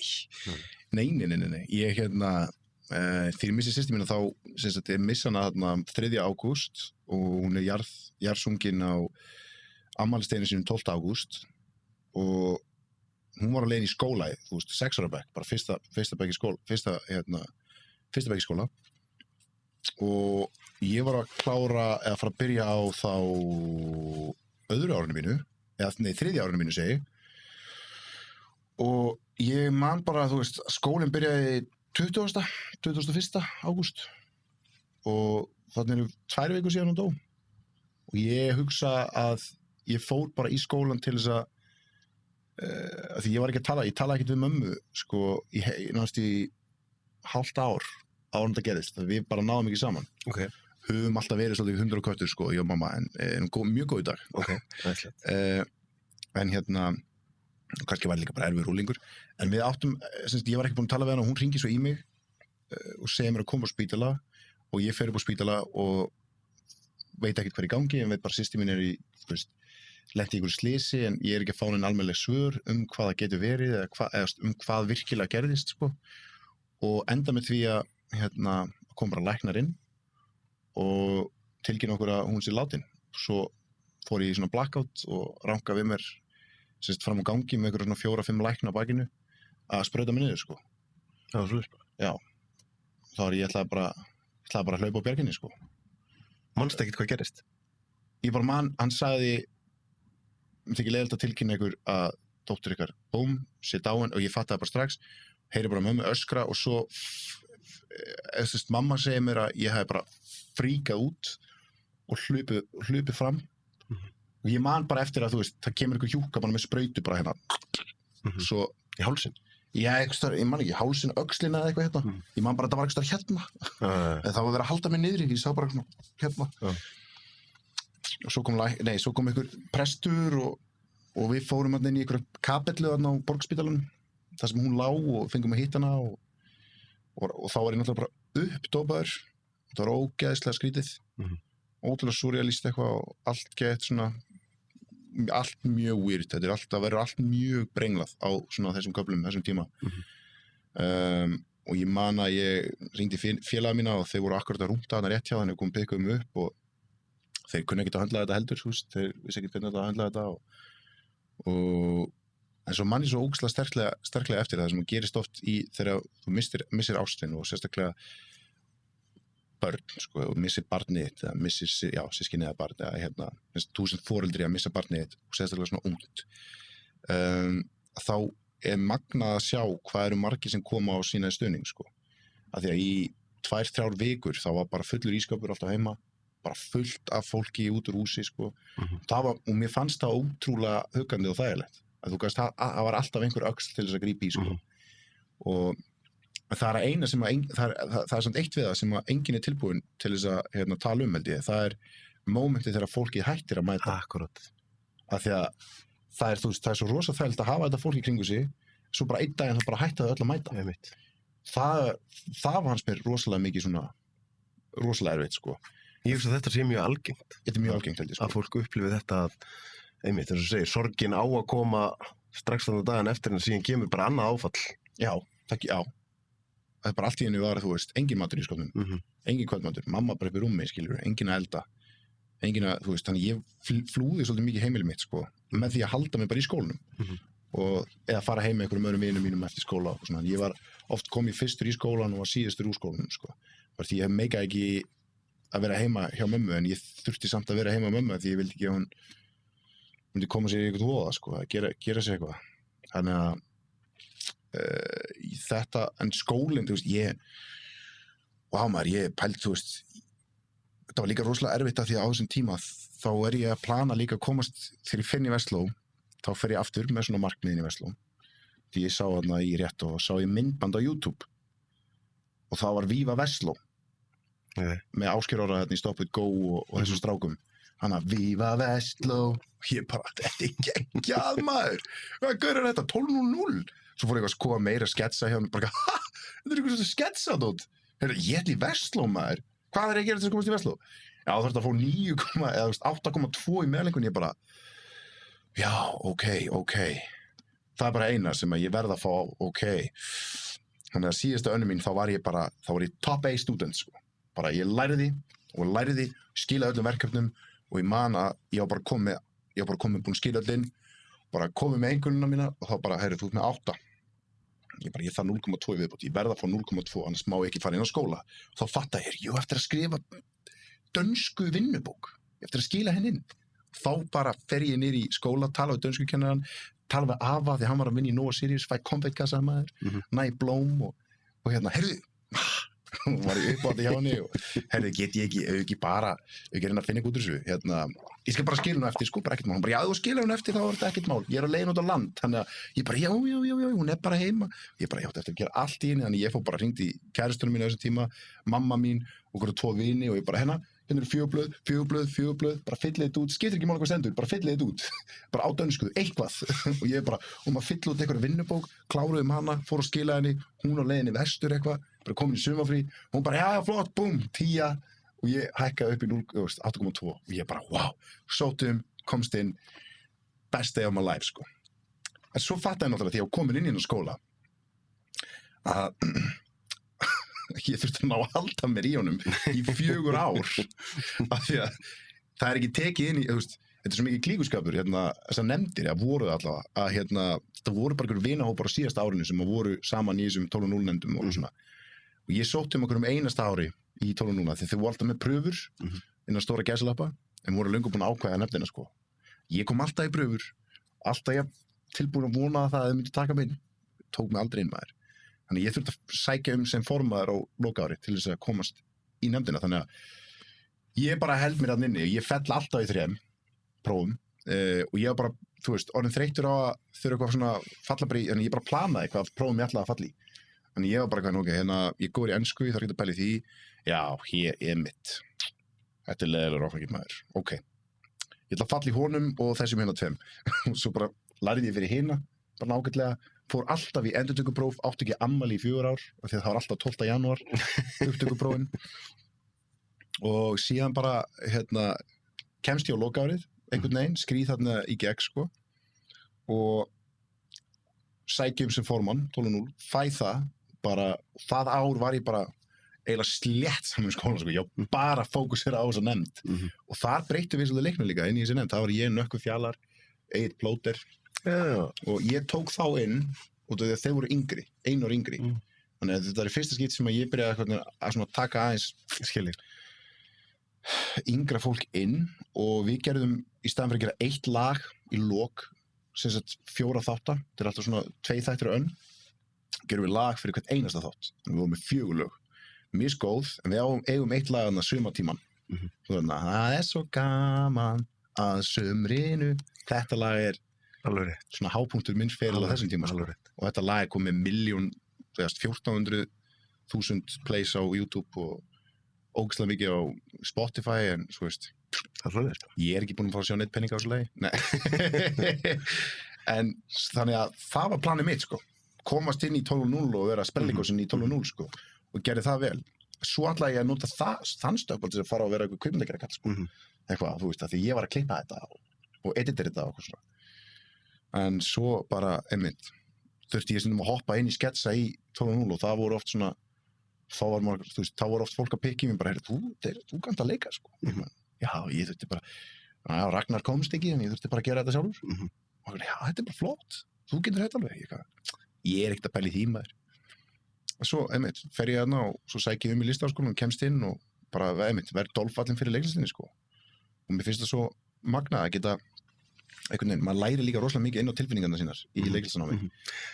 Hvar er það, sko, það var smá brestur í þér núna, sko. Já, ég fann það. Við vorum að tala um sístu þína, sko, svo kemur Versló-saga, ég þekki þennan bara líka, ég sem var líka, og svo koma allar þessar æðislegu Versló-sögur sem varst með núna, þannig að ég ætla að fara aftur inn í sístu þína, ekki það að ég vil eitthvað vera festast í því, en mér finnst það, svo geggjaði mitt svona, þetta er oft fólk sem er gott sögufólk, sko. Það tekur, maður er með eitthvað svona atburðarás og færir svona hingall og svo fer hún þaðan og þanga og þetta er hluta brestinum, sko. Það er kostinu það. Það getur verið góð sögum. Það sem ég ætla að spyrja þig er, sko, hvenær er það sem þú ert að taka erfiðasta tímabilið þarna af því þú ert að lýsa þessu Verslóferli og svo fyrir Listaháskólann. Hvenær er það því þetta er áfall sem þú ert að vinna úr? Hvenær er það sem þetta er að hafa mest áhrif á þig? Þetta er að hafa mest áhrif á mig í rauninni í Versló það er ekki fyrir svona 2 árum eftir slysið og missin sem að ég virkilega fer algjörlega bara í beint á botnin sko. Ég byrjaði að drekka mikið ég drakk mjög mikið á þessum tíma bara þú veist þegar ég gat drukkið eitthvað svona á þú veist ég var ennþá í Versló og þú veist öll böll og eitthvað svona Er það ekki samt svolítið þegar maður er á þessum aldri getur maður alveg verið að drekka rosalega mikið á þess að sé eitthvað vandamál eða skilur þú, það er alveg mjög það er engin alkohólist í menntaskóla en svo komin í háskólan, þá byrja allir að svona býttu nú við Þannig að þú kannski ekki fattað á meðan þú varst að drekka að þú væri kannski að nota það sem Nei, ég raun ekki af því að það voru allir hvað sem er að fokka ráðu ég fór í 2 útskriftarferðir ég var svo graður ég fór í útskrift hjá MS, ég bara kom mér inn í hana í alvunni Þess að geta verið meira fullur Já, því að þeir taka útskriftarferðina ára undan Alveg rétt. Árinu útskrifaðist. Þannig ég náði 1 útskriftun þeim og svo þegar ég útskrifaðist. En bara einmitt, já, til þess að fokka mér upp og fara í útskriftarferð og fara í sóluna og það var, þú veist, það voru bara hræðilega ferðir, sko. Þetta var bara svona ógeðslega gaman, en það er ekki rauninni fyrir ég á kærustu þarna, sem var svona stormasamband, sko. Sem ég kynnist í Versló og á þarna yfir í fyrsta ár í Listaháskólanum, þú veist, svona, þannig við erum svona on og off og svo hættum við alveg saman þegar ég er í Listaháskólanum, ég og þessi stelpa og það er ekki fyrir í Listaháskólanum sem ég þarf svona virkilega að takast á mína bresti og er það alltaf að tjá mig þú veist, gera eitthvað tilfinningarlega og ég er bara ekki búinn að vinna í mér á þessum tíma og ég er bara einhvern veginn komin í nám þar sem ég þarf að vera algjörlega bara, þú veist, einlægur og opinn og það er bara eitthvað rosa filter þarna fyrir sem ég get ekki ná að opna fyrir, ég næ ekki að fara inn í þetta, þú veist, án þess að vera bara eitthvað svona tilgerðarlegur eða þykjast vera að leika þetta. Ég get það ekki og þú veist, kennararnir sjá í gegnum mig okkur svona, og það er ástæðan okkur leipa mér aftur tilbaka því að ég segi bara, þú ert ekki búin að vinna í þér. Þannig að ég í rauninni fer þarna, við hættum saman og þetta er eitthvað svona, og það var svona haldreipið mitt, sko. Hún var orðin nýja haldreipið, þú veist, þetta sambandurinn, bara storma samt samband og maður alltaf að rífast eitthvað en bara hafa eitthvað svona, það var bara, ég hélt í það, sko. Og ég var fluttur frá mömmu, ég bjó einn, bara í ykkur íbúð og var að vinna og var með skóla, það var allt svona eitthvað, ég var bara orðinn fullorðinn alltaf snemma, sko. Og þannig ég byrja að fara bara til sálfræðings og byrja að vinna í þessum brestum og vinna í mér og við fell í skólanum. Gerist það okkur að því það gerist þannig á mér þegar ég fyrir fyrst til sálfræðings að þá er ég komin alveg á bara rosalega örvæntingafullan stað. Gerist það á þér að því að þú bara finnur að þú verður að gera það að því það er eitthvað fólk sem segir eða voru eitthvað svona moment þar sem þú áttaði bara á því, heyrðu, ég er bara á leiðinni slæma stað ef ég fyrir ekki að gera eitthvað. Í rauninni var það fólk sem sagði mér, sko, bara benti mér á, herru, þú þarf bara að fara til sálfræðings, bara pandatíma eða, góðum góð. Ég bara, ok, svo fer ég og mjög fyndið, sko, fyrstu tímandi, mamma borgaði þetta, þannig að fyrstu tímandi voru bara, skilur, var í rauninni bara ég að spjalla, sko, og sálfræðingin, já, segja mér, já, ég er bara góður maður, bara ég gengur vel og, Já, bara ég og já, við vorum saman, ég og stelpaði maður, hætt saman og svo er ég bara að vinna og það gengur bara vel, sko. Já, systir mín maður, já, það var nú leiðilegt, eitthvað, þú veist, maður var bara Akkurat. Og ég sá þarna tissue á borðinu og hugsaði bara, what a fucking cliché, maður. Hvað tissue á borðinu, hvers konar sálfræðingur er þetta? Og ég bara, væla. Svo var það þarna einn daginn, maður. Ég þekki þetta, sko. Já, svo einn daginn, þá kem ég hérna, maður, og hann alltaf jafnir ólegur að spjalla mig og hlustar bara, já, heyrðu, og að gera það sama í næstu viku, bara já, flott, ég er til í þetta maður, svo fer ég út alltaf bara, djöðl gamla spjalla hann að kalla maður, og við höfum bara að spjalla á léttunótunum, svo einn daginn mæti ég og þá bara springið, sko, bara brotna niður, klára boxið, öll tissjúin og alveg bara útsprengtur í augunum og bara, þannig að hann fóð og opnaði fyrir eitthvað, sko, og mann bara, ég labbaði út úr þeim tíma og ég bara svona, wow, ég gæti andað léttar, sko. Ég gæti bara einhvern veginn, þú veist, ég var bara búin að losa einhverja smá stíplu og þá fattaði ég, þá fekk ég svona, ok, þetta er málið, ég þarf bara að vinna í mér og þá fæ ég eitthvað út í því. Þá fattaði ég bara, wow, maður getur fengið geðveikt mikið út í því að vinna í sjálfum sér, þannig þá fór ég bara full on, bara að finna út í því, bara, heyrðu, ok, hvað er næst? Hvað þarf ég að vinna út í næst? Og kláruðum systur mína og svo fór ég í fjölskylduna mína bara og fórum í bara svona tengslu mömmu og tengslu pappa og þú veist, vinatengsl og ég var bara, wow, og ég var byrjað að geta farið svo djúpt ofan í þessar rætur, sko. Svo hætti ég bara, svo útskrifaði mig bara, þú veist, við þurfum ekkert að fara hérna lengra, sko. Þú veist, þú ert komin á góðan farveg, ég var hjá honum í svona 3 ára eða eitthvað. En svo hef ég oft verið að hugsa bara, ég þarf að fara aftur, sko.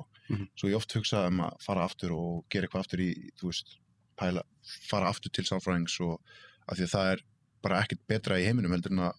Já, ég er með það sama stað núna, sko. Það er alveg þó nokkur ár síðan ég hætti bæði hjá sálfræðingi og geðlækni, sko. Já. Og svona bara þegar ég komin á fína stað, en síðan kemur einhvern veginn annars aftur það sem er svona, já, það er eitthvað hér sem ég langar aðeins að... Já, og það er líka svo gott að vera bara meðvitaður um það. Já, það er aðeins annað energi á baku það heldur en þegar maður kemur í algjöru örvæntingu bara til að reyna að rétta sig af úr allra versta dalnum, sko. Og það er svolítið, það var ekki heimilt, það var þá sem ég, sem sagt fer, ég reyndar sko, það er eitt, en ég veit ekki hvort að fólk sé tilbúið að heyra það, sko. Jú. Og þetta er í þá í fyrsta sinn sem ég tala um það, sko. Ok. Það var í raun og veru, sko, meðaldra kall í Perú sem að breytti öllu lífinu, sko. Það var þegar ég tók ayahuasca í Amazon frumskóðunum Perú. Af því að ég fann ég var búin að lesa mig til alls konar svona meðferðir og eitthvað og ég datt inn á ayahuasca og las það og hugsaði bara, heyrðu, ég las örugglega allar greinar á netinu sem voru til á þeim tíma. Í dag er þetta rosalega woke að vita allir af þessu, þetta var 2014-15, þá var þetta ekki eins mikið í deiglunni hérna heima allavega, þannig ég þurfti svona að grafa þetta upp á netinu og Ég fer sem sagt í 4,5 mánuð, ferðast Mið- og Suður-Ameríku með félagum mínum sem að svona upp undir svona þegar ég áttum svona 1,5 mánuð eftir þá endum við í Perú, förum til Tarapoto, sem eitthvað lítill staður, biðum þar í viku eftir að myndi ykkur kall úr frumskóginum koma að ná í okkur. Og þetta var bara rosalega svona þetta var svona lítið þorp, bær, veit ekki hvað að kalla sem við vorum í. Og svo tókum við bara svo kemur kallinn eftir viku og ég hitt hann bara í stígvélum og einhverjum ból. Talaði litla ensku en hann sagði bara Are you Aron? Eitthvað, yes, I'm Aron and this is Örvar hérna, my friend. Ok. Sit down. Eitthvað, ok. Settist niður, hann horfði í augun á mér. Og þetta er svona einn af fáum mönnum í heiminum sem ég virkilega get sagt að hann bara horfði í gegnum mig, sko. Bara einhver kall. Bara eitthvað svona satt þarna bara í stígvélunum sínum, horfði í augun á mér og sagði This is no vacation. Ég eitthvað, wow, shit, ok. Ég fær eitthvað 10 dagar í trítinn í Amazon frumskóginum, ég bara eitthvað geggjað. Ég bara, já, of course, ég skil, algjörlega, búin að lesa mig til þetta, ég skil alveg hvað að gera. Horfa á Örvar félaga minn og hann bara eitthvað, já, ok. Svo förum við inn í frumskógin og vorum að keyra bara á, þetta er ekki svona vegur lengur, sko, þetta var bara orðið að eitthvað svona, bara, við getum keyrt hérna, bara. Það var crazy, sko, að fara inn í den skógin, því við hugsaum líka því að við keyrðum fram hjá 2 svona landslides, eða svona landslætingum, ég veit ekki hvað maður kallar þetta, svona örskriður. Já, örskriður, já. Og bara, allt í hennu voru bara keyrin í frumskóginum, svo bara allt í hennu vantaði hlýð inn í frumskóginum. Ég bara, fuck. Hann bara, já, og 2 sem dóu hérna síðast. Ég bara, great, og þetta getur bara gerst. Já, þetta er alltaf að gerast. Þannig að, við gætum annað bara farið þarna yfir, við keyrum þarna yfir, og ég geti bara ekki komast tilbaka því að það er bara búið að landskriða, við þurftum að fara út og íta bílum tvisvar og þetta var algjör veisla, sko, svona ævintýri veisla. Svo komum við þarna fyrir utan eitthvað hlið og löpum þar inn og förum og þar er Anna Kall, semst bróður hans og það eru fullt af svona litlum kjúklingum út allt, bara lifandi kjúklingum eitthvað og alls konar, og þetta er bara, við erum bókstaflega inn í frumskóginum og bara Amazon River, bara beint fyrir neðan okkur og svona einhver afleikjari af henni og síðan er svona einhver svona tjöld sem við getum gist í, svona lítil hús, lítil hut, svona einhverjum á og svo er svona stórt svona útitjald sem að kallast Mallorca og er sem sagt svona heila svæði þar sem þú tekur þessi rituals og fyrsta sem við gerum þegar við mætum hana fyrst sem við gerum þegar við mætum hana er að hann setur okkur svona í ring og biður okkur að drekka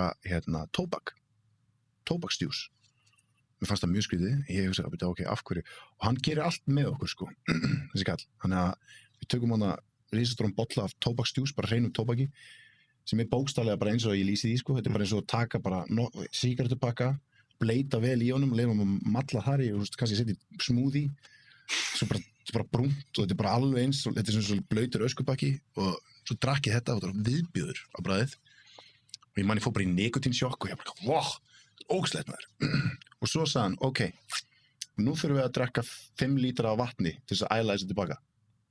Ég eitthvað, hvað meinar og ég fara, hann sagði, já, það er mjög hættulegt að þú sért með þetta tóbak í maganum maður, þú þarfst að æla þetta tilbaka. Eitthvað, af hverju voru þá að drekka þetta? Og bara til þess að hreinsa magan. Og hún fannst mjög gaman að útskýra hlutina aðeins eftir á þegar maður er búin að gera það, sko.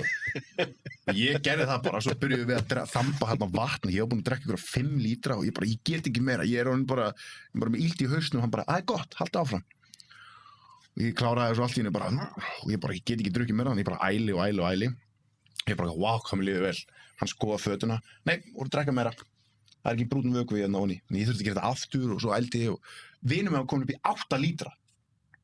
Og hann var ekki búinn að æla, hann bara, ég get ekki drukkið meira, en ég get heldur ekki ælt. Og hann leið ömurlega, sko.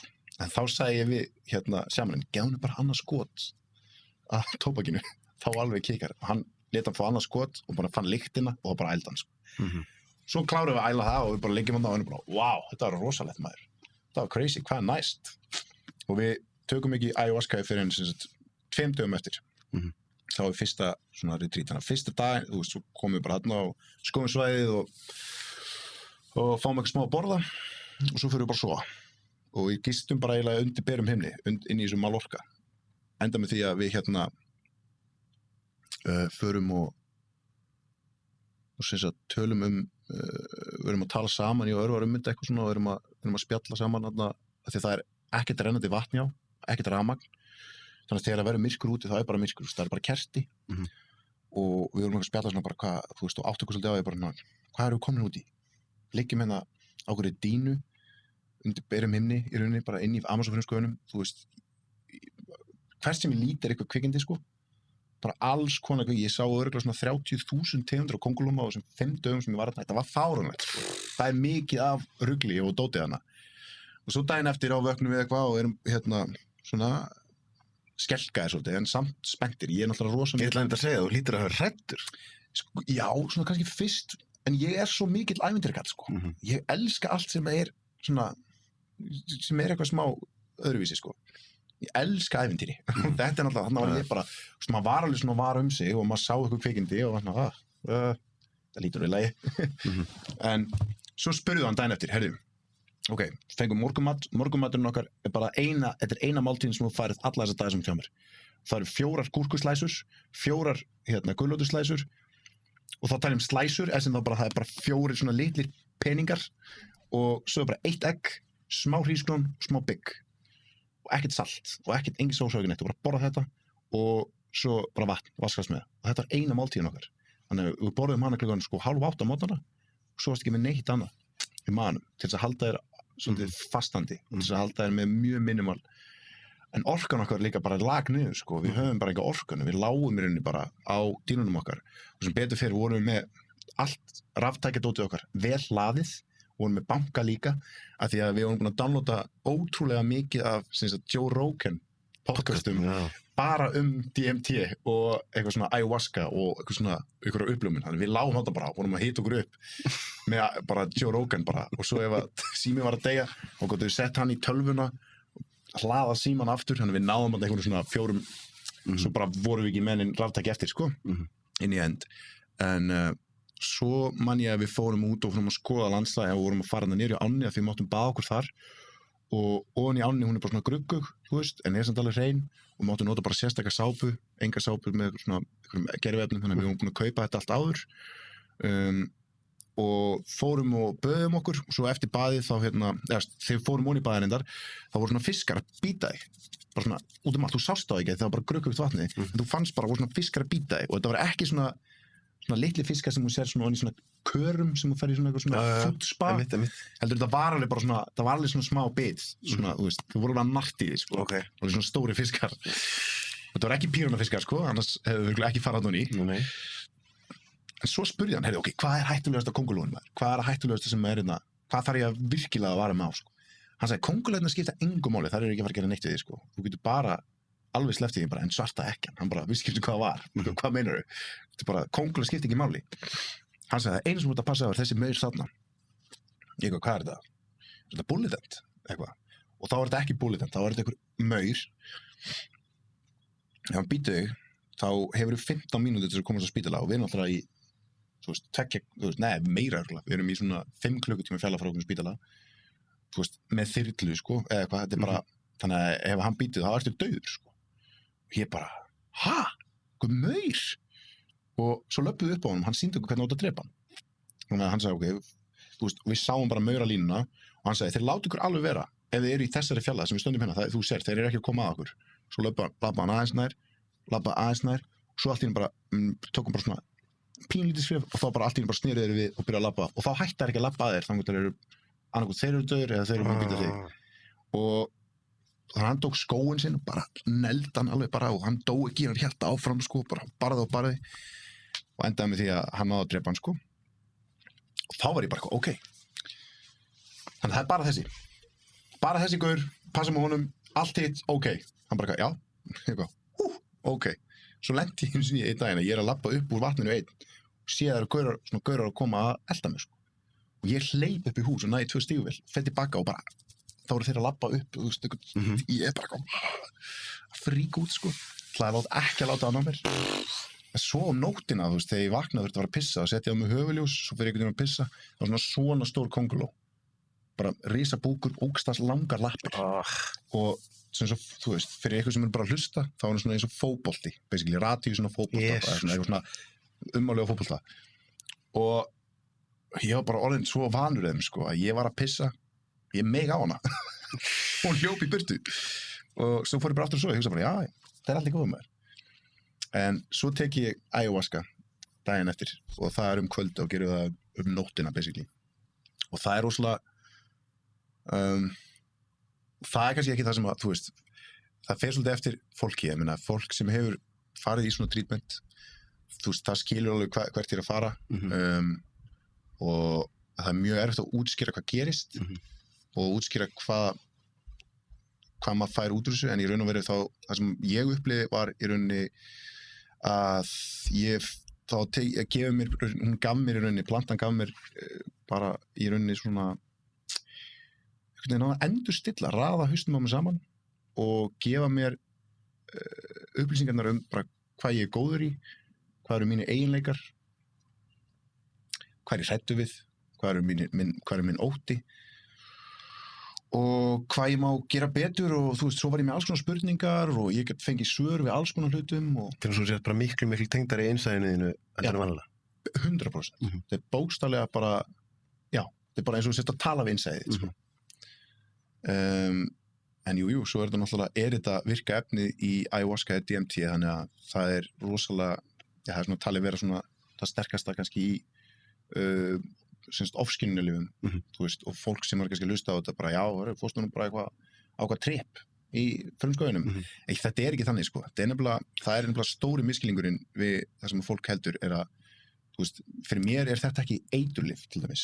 Nei, þetta er kannski eins og segir, þetta er umræðan á Íslandi er komin mjög stutt með þetta, því að ég hef verið út í Kaliforníu og svona, þar er, eins og bara þessi stærstu podcast í heimi og þar eru þú veist, menn bara lýsa þessu opinskátt og forstjórar í fyrirtækjum já, ég veit á, þetta er bara og eftir, þú veist, það er bara líka hugmyndi mín er bara Aron fyrir og Aron eftir ayahuasca og Aron eftir ayahuasca er Aron Snapchat því fattaði bara, já, þetta er leiðin og það var rosalegt, sko. Er þá að því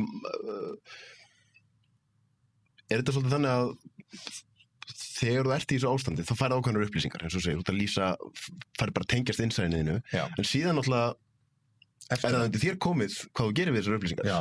Því ég þekki líka fólk sem hefur farið á svona tripp og virðist vera svolítið ruglaðir í rýmunu en áður, og þá er það kannski að því þetta fólk gerir ekkert við upplýsingarnar, og þá er það svolítið þannig að ef þú veist eitthvað en ferð ekki eftir í, þá jafnvel skadar það meira en áður, sko. Já, af því að það er talað að þegar þú ferð inn í svona upplifuna, þá þarf þetta að vera með eitthvað svona markmið eða eitthvað svona markmiðasetningu eða bara einhvern ásetning í rauninni til þess að setja fyrir þig inn í þessi trip og þá myndu fá 100% tilbaka það sem þú sáir í rauninni af því að þú ert bara að fara inn í þetta trip til þess að fara inn í þetta trip og fokka þér upp, þá ertu bara að fara að fokast upp og það er nefnilega þessi miskilningur sem að margir sko, þú veist, gera þess vegna ef þú allar sögur og draugasögur sem að heyra einhverju fólki sem tekur sýru eða, þú veist, sveppi og eitthvað svona og bara fríkar út og þú veist, sér hluti og bara stekkur fram á húsi og eitthvað svona, þú veist, það er náttúrulega bara fólk sem er þá líka bara ekki að gera þetta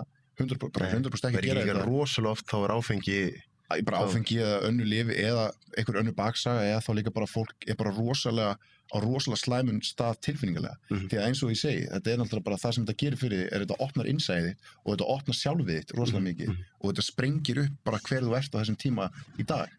Öll svona umræða er líka svolítið viðkvæm út af því, allan þannig sé ég það svolítið, mér er svolítið 2 reglur gilda unglinga og síðan fullorðið fólk, sko.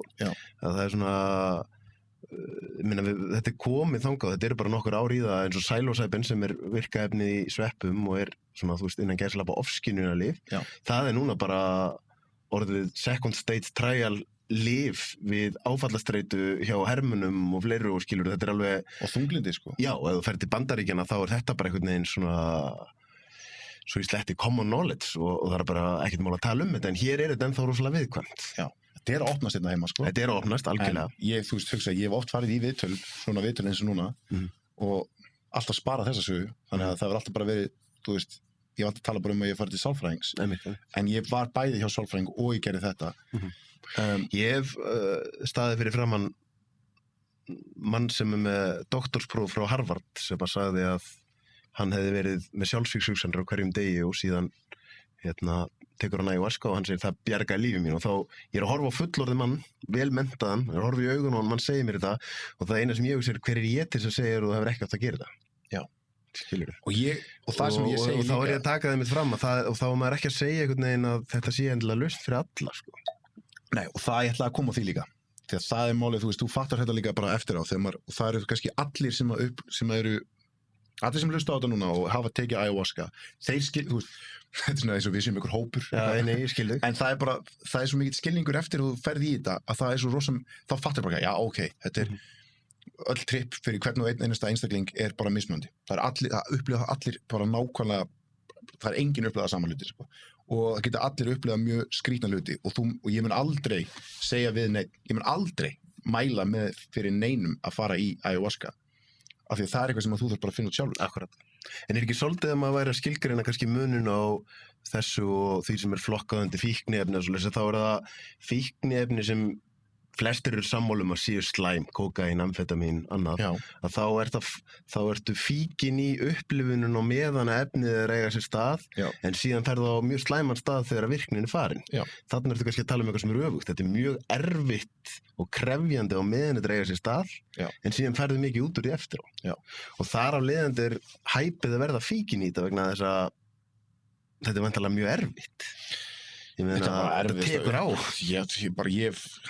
Ég tók ayahuasca síðast 2014-15, ég hef ekkert gert það aftur því þetta er bara, ég lifi ennþá með þessari lífsreynslu en ég hef alveg verið að hugsa núna hvort ég sé tilbúin því það var moment, ég átti að gera þetta 4 sinnum, átti að vera í 10 daga en ég var bara í 5 daga af því að seinna trippið mitt var í raun og veru bara svona ég þarf ekki meira í vilji þá var ég bara að opna dýflissur og fara virkilega djúpt inn í eitthvað svona sora viðbjóð út frá mér sko. Fyrra var bara þú ert æðislegur, sýndi sjá það, svona getur þú og þetta er flott og hitt á basically bara endakallin í leiknum sko. Þetta var hræðilegt sko. En að því síðan erum við með, þú veist, án þess að maður ætla eitthvað að fara að vera að taka einhverja svaka afstöður hérna, þá erum við með efni sem að það er mjög langt síðan, ég drekk alveg vín með mat og svona, en það er mjög langt síðan ég drekk með fullan. Ég hef ekki drukkið með fullan í 12 ár eða eitthvað. Já. Og ég á svona moment þar sem að ég labbaði Jakobsveginn þar sem ég er búin að vera 2 vikur næstu út í náttúrunni, bara rosa tengdur. Ég lendi á Keflavíkurflugvelli nálægt miðnætti á laugardagskvöldi, vinur minn kemur og sækir mig og við förum á Mandi niður í miðbæ. Já. Og ég horf allt í einu komandi úr því að ég er búin að vera án snjallsíma aleinn í náttúrunni í 12 daga, rosalega vel tengdur og ég horf alltaf inn í kringum mig á fólk sem er undir mjög sterkum áhrifum af áfengi og ég hugsa, já ok, ef þetta efni hefði komið á markað hérna núna fyrir helgi og við verðum að sjá miðaldra fólk hérna að gera þessa hluti sem er að horfa inn í kringum mig, það væru allir fréttamiðlar uppfullir af því á mánudaginn að þetta væri það ræðilegasta sem hefði átt sér stað, að þetta efni væri til staðar. En þannig er það bara orðið svona einhvern veginn og ég tek það fram, ég er ekki að segja að fólk með ekki fara á fyllir í eða fólk með ekki drekka áfengi en það er einhvern veginn þessi þversögn sko. Áfengi er versta dópið sko, versta dröggið sko. Já, ég meina það er að maður sem er búin að sitja hérna í sama stól og þú sem flesti bera talsverða virðingu fyrir sem heitir Kári Stefánsson og hann hygstar ekki við að segja að áfengi er versta eiturlyf og horfir bara á heimilisofbeldi, sjálfsvíg og síðan líka bara líffræðilega hlutir sem gerast eftir fyllir í sem er að valda heilablóðfalli í ungu fólki sko. Já.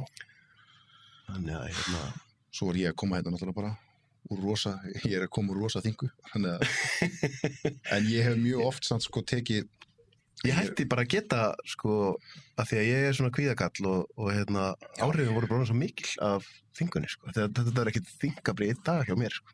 Nei, ég var bara dán í 3-4 daga sko. Já, og ég verð þannig líka nefnilega. Það er nefnilega, mér finnst það að vera kostur að hafa þann stoppar í mig af því að þá fæ ég ekki þessa ef ég væri ekki með það og ég væri bara svona þú veist, vera bara þunnir eins og margir sem ég þekki eru bara vera þunnir og er bara svona, þetta er hlæmar en þá vantar hann stoppar sko. Þú veist, svo núna í dag er ég bara eitthvað og þá virkilega, þá hugsa ég næst þegar ég fæ mér áfengi kannski að ég ætla eða bara hvort ég gera það ekki, þú veist, ég hef líka tekið 2 ár sem ég bara hætti alveg og ég hef tekið 2 sinnum edrú ár og það var bara mjög öðvelt sko. En svo byrjaði ég alltaf aftur bara nákvæmlega á sama stað, þú veist, þannig að það var ekki einhvern veginn svona þú veist, þetta var í rauninni bara svona, ég ætla að gera ár. En svo langar mér, sko, og ég hef ofta að hugsa, mér langar ofta að taka bara, tólsporin, sko. Bara taka tólsporin, eða skrefin. Ég er búin að gæla rosalega mikið við það núna bara upp á síðkastið, sko. Af því að ég á nokkra vini sem að hafa gert það og eru búin að gera það og sumi vini mínu sem að vilja gera það bara. Þá fór ég að hugsa, já, það er náttúrulega engin, þú veist, það er engin skömm í því. Nei. Þetta er bara, þú veist, tólsporin eiga víst að vera bara, þú veist, eiga að vera eitt af besta sem hefur komið fyrir, þú veist, þá sem hafa tekið það. Og mér langar rosalega að prófa bara til þess að geta farið í gegnum þessi skref sem að aðeins sem ég þekki hafa gert. En talað skömm, því við erum konur í smá svona tabú. Já, nú af tabú. Nú af tabú, og ég hjó eftir því, að því að þú ert nú búin að vera að segja hérna hluti sem þú segir og hafir ekki sagt áður opinberlega. Hjó eftir þú sagðir einhvers staðar að þú hefði verið svona farin að skaða sjálfa og meiða þetta eftir að sýsti með áfengi, eiturlyfjum, ég hjó nú síðan eftir þú sagðir að þú veist ekkert eitthvað djúpt sokkin í eiturlyf og klámi. Já. Og ég svo mikið verið að hugsa sérstaklega fyrir okkur kallmenn, hvað það svakaleg skömm yfir þessari klámumræðu. Já. Ég skrifaði heila bók sem kom út fyrir núna 1,5 árið sem ég opnaði með talsvert mikið, bara upp á gátt með kvíða og dót og ég setti bara listi yfir öll kvíðalyfin sem ég hef tekið og annað. Já. Þar velti ég fyrir mér, ætti ég að setja inn bara þegar ég var upp á mitt versta, þá var klám eitt af því sem ég notaði bara einhvern veginn þegar mér langaði ekki að takast á við tilveruna. Og mér þetta vera umræða sem ennþá einhvern veginn því ég, bara hvað ætla að séu margir ungir strákar að núti núna sem eru bara hálf ófungerandi út af klámnotkun. Maður verður það, sko. Maður verður alveg gúgú gaga að horfa mikið að klám. Ég fann mesta munin á mér, einmitt, þú veist, að ég tók út, ég tók út fullt af hlutum í lífi mínu á einhvern tíma. Af því að ég var alltaf, og ég er það ennþá í dag, ég predika, sko, þú breytir engu í lífinu, það breytist ekki sjálfur, nema þú prófar að breyta ykkur þú veist, þú getur ekki breytt sjálfur, nema þú prófar að breyta ykkur í þínu lífi sjálfur.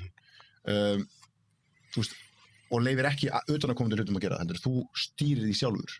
Því þá lærir þú fyrst á sjálfa þig, eins og að taka bara út sykur, að taka út kaffi, að taka út, klám, eða taka út eiturlyfin, ef þú ert þar, taka út áfengið og sjá munina þér, gera þú veist, bara sem út af svona smá hliðarskrefina, ADHD hliðarskref, þetta er svona að lýsa á þann með ferðinni til Suður-Ameríku, bara þetta að borða ekkert með þessar gúrkusniðar á mótnana, það er í raun og veru hálfgert tripp í sjálfu sér, sko. Já, ég náttúrulega við gátum. Því ég hef prófað að fasta og ég veit hvað það er erfitt, sko. Þá einhvern veginn fyrir að sjá öll fíknimunstrin í kringum mat og allt þetta, þetta er mjög, svona erfið, þetta er mikil áskorun, sko. Erfiðasta áskorun að fasta svona, af því að við lifum á því að borða. Og það er einmitt, ég man í seinna trippinu, þá var ég byrjar að sjá samlokur, þú veist, að einhverjum tímapunkti. Og það var hræðilegt, þú veist.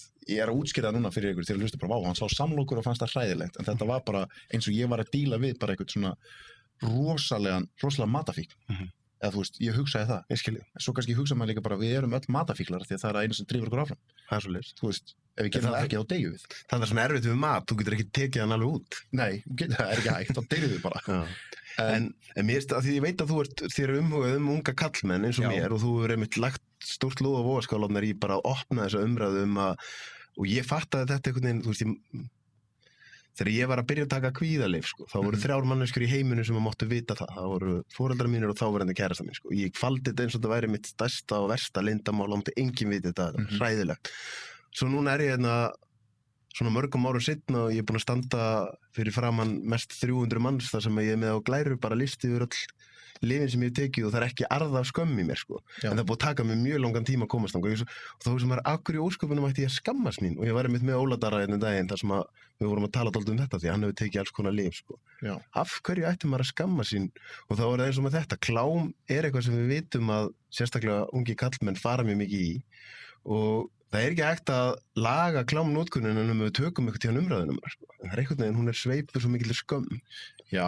Og ég held líka að það er rosalega margir sem fatta líka bara ekki að hugsa bara hver er skaðin? Ég er bara að runga mér yfir einhverjum píum á netinu þú veist, eða þú ert að skaða sjálfa þig, sko. Þú ert að skaða sjálfa þig, þú ert að skaða hugmyndafræðina, myndunina á, þú veist, fyrstulega kynlífi og samskipti kynina því að oftast er klám frekar gróft og deyfa boðefnakerfið í heilanum og alls konar. Já, og ert ekkert mikið að sjá kallinn í þessu, þú ert svolítið bara mikið að sjá tippið á honum og síðan bara andlitið á henni og Þannig þetta verður svolítið svona, þetta verður svolítið gróft gagnvart hinu kyninu og brenglar þannig bara algjörlega hugmyndafræðina. Ég man bara þegar ég var alltaf að horfa á klám, svo kom bara svona moment þar sem ég var heima og verið að horfa á klám og ég, kláraði mig af og hugsaði svo eftir og bara, og það líka, það kemur alltaf skömm hjá öllum körlum eftir þetta, eins og þú fattir bara, eins og líkaminn sé að segja þér bara, nei, ég vil þetta ekki. En þú er bara eitthvað svona, þetta gerist alltaf,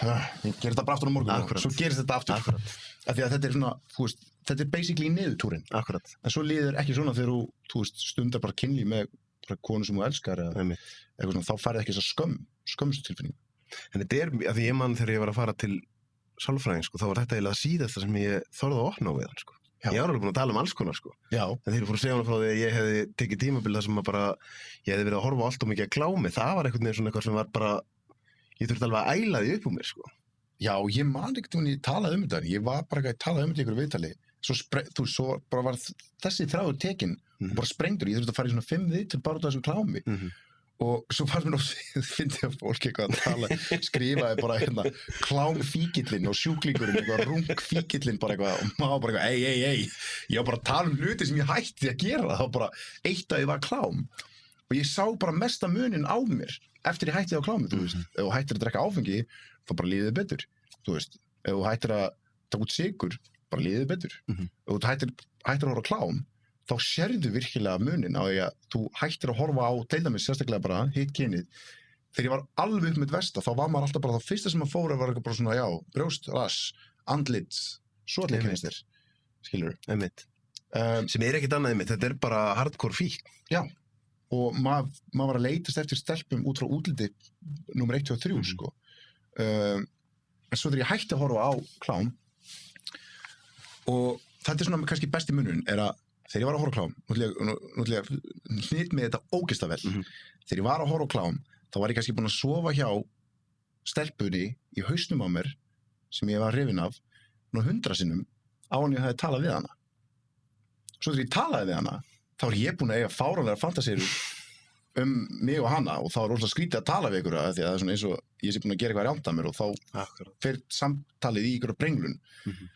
Svo bara hætti ég að horfa á klám, og þá hætti bara automatíkli byrja þessar hugsanar að hætta og ég byrjaði bara að gera þetta, ef ég ætlaði að runga mér þá gerði ég það bara, ekki með klámi, svona einn með mínum hugsunum og þá var maður að taka, þannig að hugsa eitthvað geðið cool núna og svo, en þá var mjög erfitt fyrst, mjög erfitt, en svo bara byrjaði ég að læra það inn á það og þá er þetta bara svo ótrúlega náttúrulegt, ótrúlega,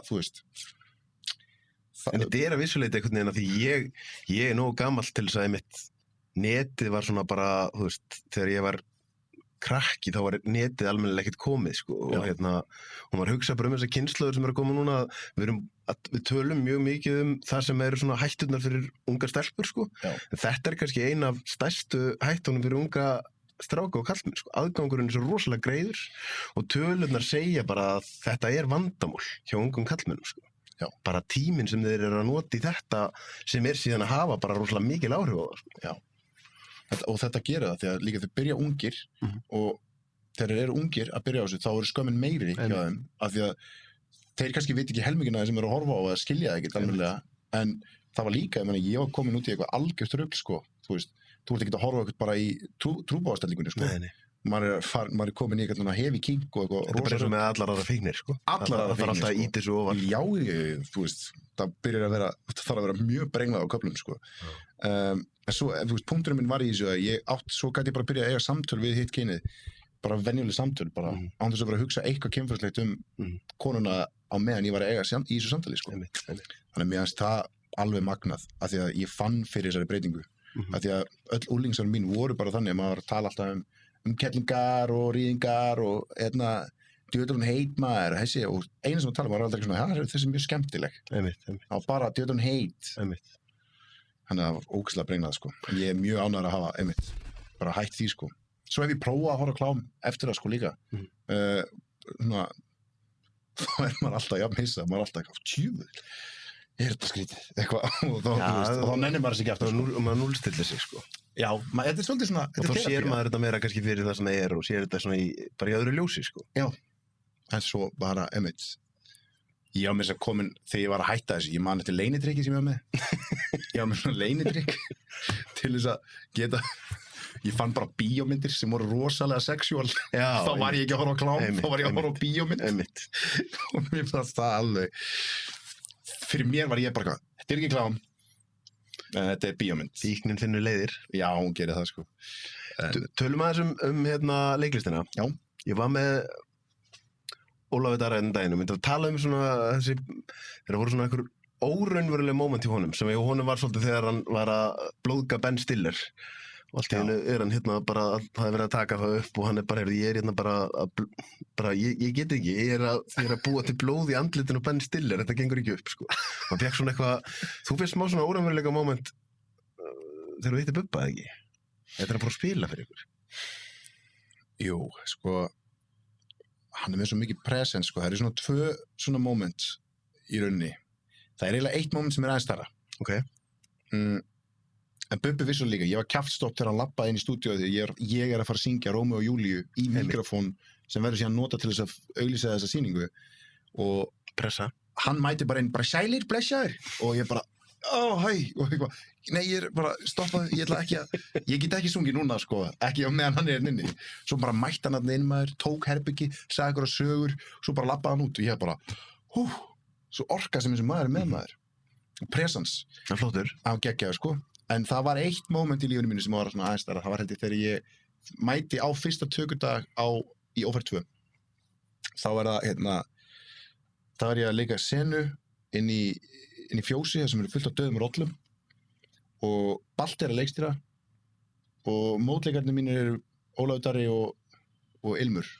Þannig að og svo stendur maður þetta bara eitthvað og það var fyrsti tökudagurinn í Ófærð 2, fyrsti tökudagurinn og það var þessi sena bara, fyrsta senan og fyrsta tökudegi. Það var kannski búið að taka okkur eina sena á undan sem var bara svona smá eitthvað einn og labba, eitthvað bullshit.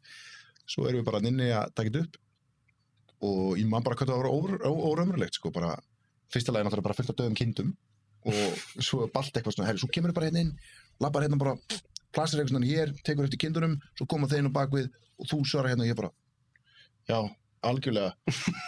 Svo bara action og ég var eitthvað svona rosa og ég man ég þurfti svona snap out of þetta því að og Balti svo hreinskinn, hann sagði bara, heyrðu, þú ert að gera þetta svolítið stífur. Ég eitthvað, já, ég er mjög stífur, ég veit ég er mjög stífur, ég finn það. Já, bara þetta ekki að pæli, bara verður rólegur. Og hann er bara, já, kannski það er bara ekki að pæli, ég ætla bara að hlusta á Balta. Og svo var ég bara rólegur og svo eftir þegar hann tökur þetta, þá einhvern veginn var maður svona bara einhvern veginn komin inn í þetta og komin í mindsetið og tilbúin að takast á við þetta. En mér finnst það mjög óraunverulegt, sko. Hvað stendur núna með, þess að tala með kvikmyndagerðarmannin versus leikaran? Ég er leikari meira. Já. Og þetta er eitt líka. Svona eitt leyndarmál sem að fáir vita, en eða kannski bara eiginlega engin veit held ég bara. Kannski einhverju samt. Mér langar svo mikið að skrifa. Mér langar svo mikið að skrifa og mér langar að ég byrja aldrei, af því að ég er alltaf að segja við sjálfum að ég kann það ekki. Handrit eða bækur? Bara handrit, sko. Já. Og ég meit gott tricks fyrir þig. Hvað? Það er bara besta triksi sem ég fekk, því ég er búin að gefa út 5 bækur. Það var eiginlega eitt fyrsta ráður sem ég fekk, að það var talandi þess að fullkomnar orði, sko. Bara sama og gerði með Snapchatið, að þú byrjar að skrifa, sko. Alveg sama þó það sé lélegt. Já, það er alveg rétt. Þannig að þetta er mjög einfalt, sko, ef að bækurnar mínar er allar orðið til þannig að það er alltaf stórt markmið fyrir mig að skrifa heila bók. Já. En ef ég segi við mig, ok, nú koma þessu, við erum búin að taka frá tíma sem að þetta er sett í fókus. Já. Nú skrifum við, ég seti yfirleitt 1 blaðsíðu á dag, það er mjög raunhæft. Já. Og þá bara, ef ég skrifa 1 blaðsíðu, þá var það successful dagur, alveg saman konu léleg. Og þá líður mér yfirleitt þannig eins og síðasta bók sem núna búið að ganga rosa vel og rosa margir búin að lesa hana og frábær viðbröð, þá var þannig á meðan fólk áttar sig ekki á því að meðan ég var að skrifa bókina og það bara degi 6, þetta er alveg rosalega lélegt. Degi 8, það var enginn eftir að lesa þetta. En síðan allt í einu eru komnar, síðan allt í einu kemur dagur sem ég langar að skrifa meira en 1 blaðsíðu. Já. Og allt í einu eru komnar 40 blaðsíður og þeir eru ekki alveg að lélegar og ég held og ég get nú alltaf breytt þeim aðeins og áður en veist að vera allt í einu komin hálf bók, þá er þetta ekki að fara að snúa við, sko. Nei. Þannig að þetta er í raun og veru svolítið að láta ekki tilfinningunum stoppa framkvæmdina, sko. Þetta er mjög góð punktur, sko. Og ég bara, já. Það fullkomnar áráttan í haustum á manni sem að fresta aðgerðum. Já, og það alveg rétt. Þetta svona eina af því að ég hef alltaf verið smá lesblindur og ég veit alveg hvaðan þetta að koma. Þessi stoppur að koma, hann að koma úr umhverfinu mínu. Af því það allir sagt hvað ég tala vitlust, tala stundum rangt, hef alveg gert það, mörg ári, ég skammast mér ekkert fyrir það og ég skrifa vitlust. Ég fekk einu svona -11 á hvað stafsningaprófi. Ég fór niður fyrir 0. Já, prófarkalesar eru til þess að fara í stafsninguna. Það sem ég segja, sko, ég get alltaf hringt í þá, sko. Akkurat. En ég veit það, ég bara veit, það sem ég er að telja upp núna bara basically, það svona nær umhverfið mitt sem er búin að vera að segja mér öll þessi ár og þú getur ekki skrifað. Og það er kannski ástæðan af hverju að ég er svona feimin við hann. Ég ætla bara, fuck it, ég ætla að gera það maður. Já, ég sé það, sko, þegar ég sé það, sko, hvaðan þú ert með hennar drifkraft að þóra að gera hluti þó þetta mistaki, sko. Ég ætla bara að fullera það hér og nú að það er ekki langt í að þú munir skrifa, sko. Nei, ég var nefnilega að koma frá Núpi í Dýrafirði, sko. Ég tók heila viku þar, eða mánudag til föstudag og ég er að hjálpa félagum mínum með einhverju framkvæmdir í gamla skólanum, sko. Því að fjölskyldan hans var að kaupa hann. Þau ætla að gera eitthvað spennandi og skemmtilegt við hann á skóla og við vorum bara að rífa niður herbyggi og mála herbyggi og þetta er alltaf stútfullt af, þú veist, alls konar minningum að minni, sko. Margir, Jón Gnarr var þarna og Egill Ólafs og pabbi minn og eitthvað, þannig að maður var að standa þarna inni, þú veist, inn í raunverulega skólum, bara lítið búið að gera hann upp, sko. Og þá ég var fyrir eitthvað svona rosa innblæstri, sko. Svo var ég og eitt strákur hérna sem með mér, við vorum hérna 4 og ég var alltaf að segja sögur við Varðeld. Var alltaf að segja eitthvað svona sögur úr mínu lífi eða eitthvað svona sannar sögur og eitthvað svona og þeir var bara, djöðu, þú er góður að segja sögur. Og þá var ég svona, já, ég hef nú sagt þessa sögur bara svolítið ofta á það, kannski ég er bara góður að segja þessa sögur. Ég tók eftir í áðan, sko, þegar þú varst að segja söguna frá Perú. Já. Og þú ert með þessi smáatrið, sko. Já. Þegar þú ert að labba niður ánni og þú veist, þetta er það sem þetta gengur út á. Já, ég veit það. Ég þarf þá kannski að segja bara, taka svona mikrofón, diktafón og segja söguna og svo að skrifa hana niður eins og ég segja hana. Eða láta einhvern annan skrifa. Herri, það er þetta bara frábær punktur og það er einmitt punktur sem ég var að koma að ég var að segja og ég satt við hliðina á einu sem hefur skrifað áður og gert svona áður og þá er eitthvað svona að segja, herru, við ekki bara gera þetta? Þú skrifar, ég segi og hann eitthvað, jú, til í það. En það er gott samstarf, en þá er ég samt búin að svindla svolítið á mér líka af því að ég væri alveg til í að geta verið bara einn að skrifa. Ég skilji. En það er einhvern veginn, ég heyri það bráður þegar þú ert að segja frá, með hennan eiginleika alveg eins og ég skrifaði bókum hann Björgvin Pál, landsliðsmarkmann í handbolta og hann var að vísu, ég hafði úr mjög mikla móða, hann bara búin að skrifa mjög mikið sjálfur og mjög flott, en það er einmitt þetta með að, þú veist, þegar við byrjum bókin á því þegar hann lendir í bara hruni á miðju HM, kvíðakasti og þá er það þessi smáatriði, sko. Þú veist, eitt er að segja ég fikk kvíðakast, en annað er að segja, þú veist, kvíðakasti var þarna og það var þetta fólk að labba framhjá og hvernig var það, ég held að vera hryðjuverkamenn að koma og þá var allt í einu sagan, það komur úrlega líf í söguna, sko. Já, einmitt. Og ég sé að þú ert, þessi eiginleiki kemur frekar náttúrulega fyrir þig, sko. Já, ég verður að þakka pappa mínu fyrir það og systir mín sem er hérna fram með getur vátsað fyrir það líka, hann hefur alltaf verið rosalega sögumaður, sko. Ég held að maður svona lært af honum, mamma mín kann ekki segja sögu fyrir 5 ára, sko. Þetta hlýtur að koma frá pappa. Þannig að það er mjög gaman að ég reyndar á eftir að prófa að leika, sko. Já. Ég var að reyna að segja við Óladar að hann langaði svo mikið að fá hlutverk, sko.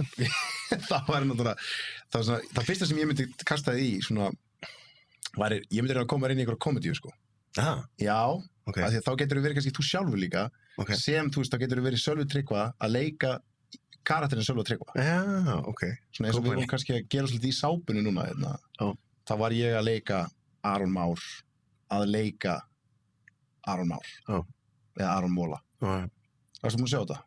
Ég ætti eftir að sjá þetta. Já, ok. Þetta er nefnilega, þetta er svona, heimurinn í heimi og svo erum við að leika sápuóperu líka. Ég skil hvað þetta fara. Þannig að alltaf á milli sena úr sápuóperunni, þá erum við bara svona, þá bara ég og Jóhannes Haukur að rífast eða, þú veist, að kýtast eitthvað og tala leikristina og Ég er ennþá með þessar hugmyndi, það er svona eitthvað sem ég þarf þá bara að fá að prófa einhvern tímann og sjá að það var bara léleg hugmynd í hausnum á mig. Ég er með þessar hugmyndum ég geti leikið vondankall, sko. Já, þú ert alveg með, þú ert með svona vondakalla lúk, svona sjarmerandi vondukall. Já, ég vil trúa því, sko. Af því þetta er hlið sem ég sýnir rosa fáum. Þegar ég verð grimmur, þá verð ég mjög grimmur, sko. Já. Kemur rosa sjaldan en hún þarna og ég held nefnilega að ég hef gott að fá útrás fyrir hana, sko. Já, og það samt líka, ég tengi rosalega við þetta maður, að vera vondikallinn. Og ég fekk að vera hann í Kæru Jelinu. Þá var ég bara ógeðslegur siðbreytingi, sko. Djöfull var það gaman maður. Það er rosalega gaman að fá að opna þessa hurð og vera bara ógeðslegur. Leyfa bara rófunu að fara alveg í botn.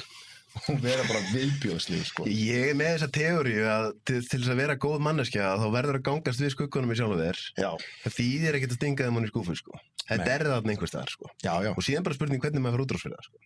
Já. Og það er bara að maður getur fengið útrás fyrir það án þess að vera skaðana fólk, þá er maður góður, sko. Já, það er alveg rétt hjá þessu. Vildu að ef ég verið að fara í nám núna, þá myndi ég fara í leiklist, sko. Já. Ég held að.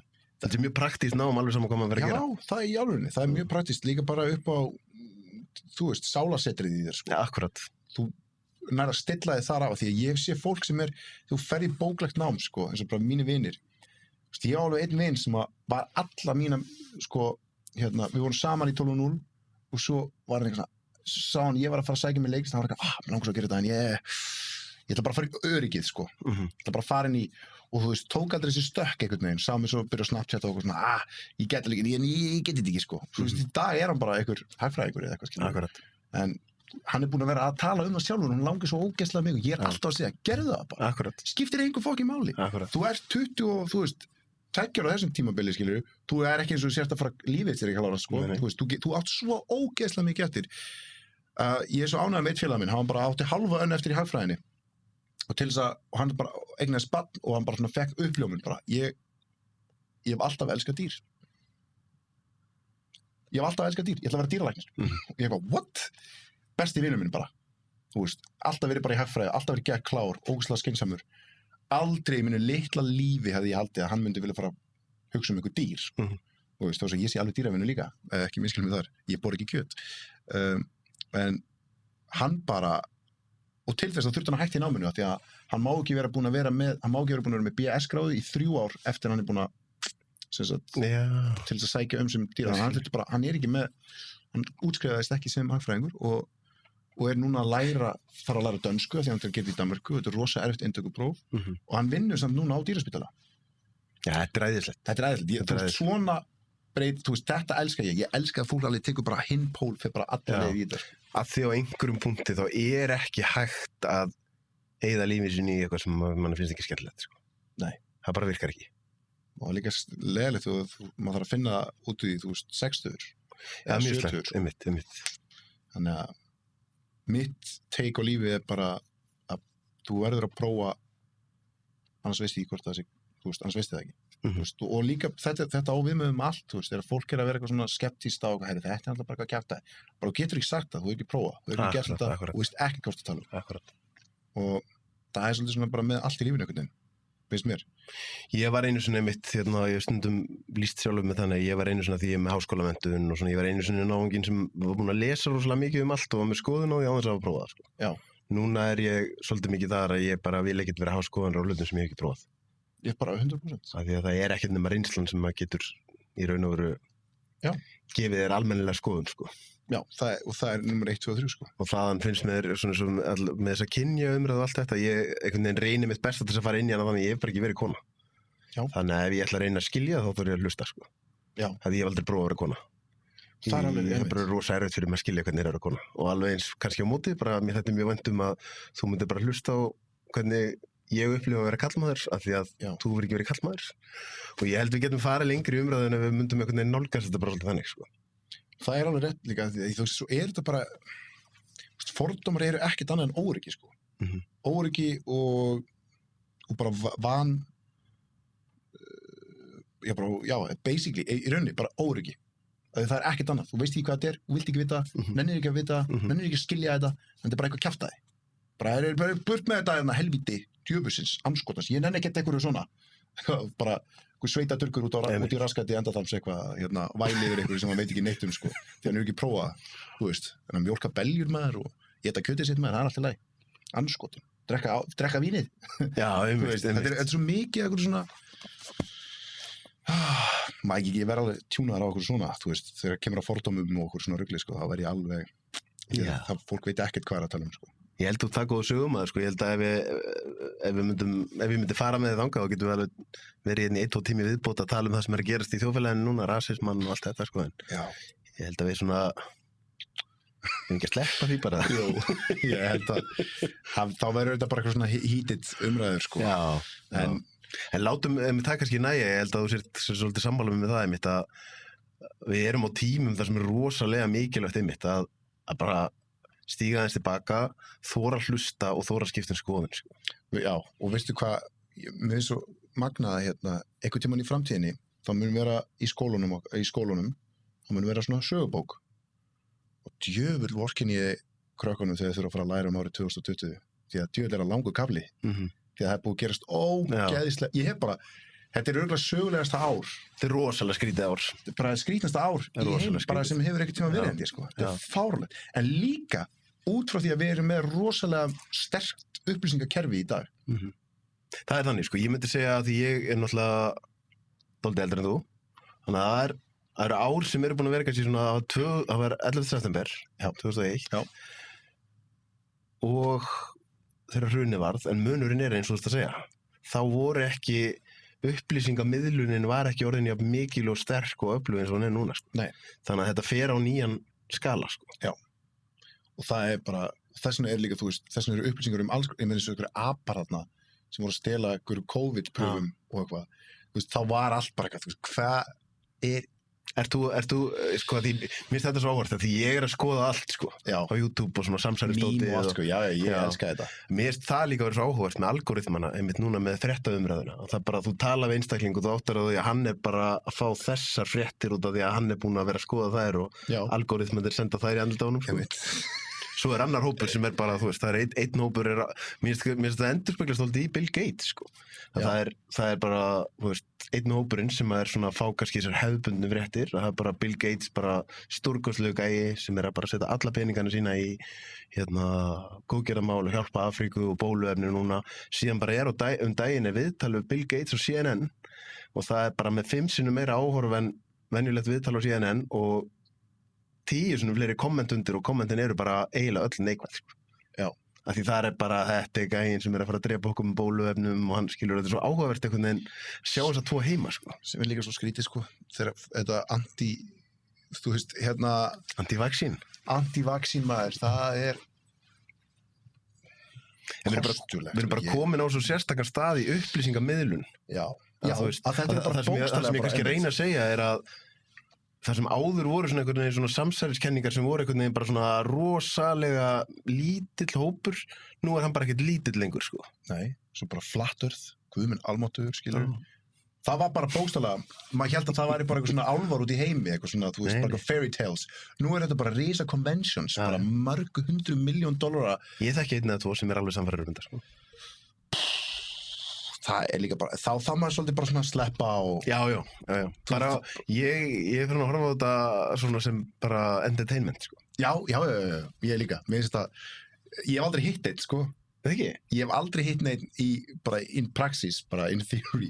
Ég skal kynna þið fyrir einum. Ég veit ekki hvort ég sé tilbúin í það. Af því að ég veit ekki alveg hvernig ég myndi höndla það. En einmitt, bara einhverju svona, svo kannski, svo þarf maður samt alltaf að fara á punktinn. Hvað veit ég samt? Það sem ég er að segja. Og mér finnst þetta svo ég hef aldrei farið þangað út, sko. Ég veit ekkert hvort þetta sér ég er alveg opinn fyrir alls konar og ég vil, ég er farin að setja rosalega mikið varnagla við alls konar upplýsingar og þá flöt í jörð, þú nærð mér ekki alveg þar, sko. Nei. Aðeins of, en mér finnst bara, það lætur mig hugsa, ok, hvaða sannanir hef ég fyrir því að jörðin sé kringlu og þá þarf ég að pæla í því, sko. Já. Og mér finnst það skemmtilegt. Ok, þarf ég að fara ákveðið langt til að sjá hans í kúft, það myndirnar úr geiminum, gæti þær verið falsaðar, skilur. Já, þetta setur ímyndunaraflið svo mikið að stað, sko. Ég veit það, en í staðan fyrir að stoppa og bara segja nei, hálfviti. Þetta er hálfviti. Akkurat. Þá, þú veist, þetta er rétta hugsunin og ég er alveg sammálaður þar, því að fyrst þegar ég sá þetta, þá var ég svona, wow. Þau eru ekki að grínast. Þetta lið er ekki að grínast. Nei. Og svo horfði ég á heimildamyndina á Netflix og mér fannst hún... Hefur séð hana? Nei, ég á eftir að sjá hana. Hún er mögnuð, sko. Já, ég er ekki á hana. Það er lið sem er ekki bara svona að sína... Hérna er bara tæki sem segir bara til það hvort að jörðin sé nött og það ekki. Bara búm, þú veist, sýnir og hann útskýrir hvernig þessi vél gerir það. Já. En svo eru einhverjir flat earthers sem ákveða að kaupa svona vél til þess að afsanna þessa vél. en kveiktu 3 sinnum á henni og hún sýndi alltaf að hún var í kurft og þau voru eitthvað svona, hún er eitthvað biluð en hún var að sýna bara rétta niðurstöður. Þetta rosalegt sko, því ég hitti einn daginn velmenntaðan sem að mjög velmenntaðan og mjög vel gefið mann sem að var að segja mér að mannkynnsagan eins og búið að selja okkur annars í algjörðvæla sko. Að það hafi verið í gangi hluti fyrir 20-30 árum sem að voru öðruvísi og þá hafi verið 10 metra háið menn og svona, skilur. Og svo og ég aftur bara, mér er svo gaman að prófa að vera fordómalaus og bara fer á YouTube og byrja að skoða. Og þá bara sérðu, það bara vídeó þarna sem með, þú veist, 5 milljón view og 10 milljón view og þetta ekkert eitthvað sem, það ekkert einhver einn gæi að pæla í þessu, sko. Nei, ég er algjör sökker fyrir geimurum, sko, og eitthvað svona, og hvernig fokkin píramidinni voru gerðir, það veit það enginn alveglega og maður bara, þú veist, það einhverju gaurar, einhverju starffræðingar sem bara svona, þetta útkoman að því, hvernig þau gátu búið til hennar fokkin píramida, en þau tóku, hvað tóku langar, þú veist, 20 ár að búið til píramida, þetta átt að taka mörg 100 ár, sko, með öllu þessum mannafli sem við vorum með, og þá fer maður svona að hugsa, lið komið með eitthvað svona útreikninga og starffræði, eitthvað svona dót og að sýna manni eitthvað hérna loftrör sem voru inn í píramidunum, skorinn frá, þú veist, toppnum og alveg niður í herbergi með einhvers konar græjum sem enginn veit hvaða græju voru notaðar, en í dag, ef þú ætlar að nota svona græju, þú veist, það valla til svona fullkomin græju sem getur skorið svona vel í gegnum einhvern stein, þá ég bara, ok, hvað veit ég? Ég veit ekki neitt, og þá fer maður bara að ímynda sér, voru geimverur sem komu bara á byggu þetta til og svo bara, horfum á þetta fjaska, þú veist, maður veit það ekki. En þessi tiltekni maður vildi minna að væri, sko, hefði verið bara miklu öflugri tækni og svo hefði verið kjarnorkustyrjöld, sko. Já.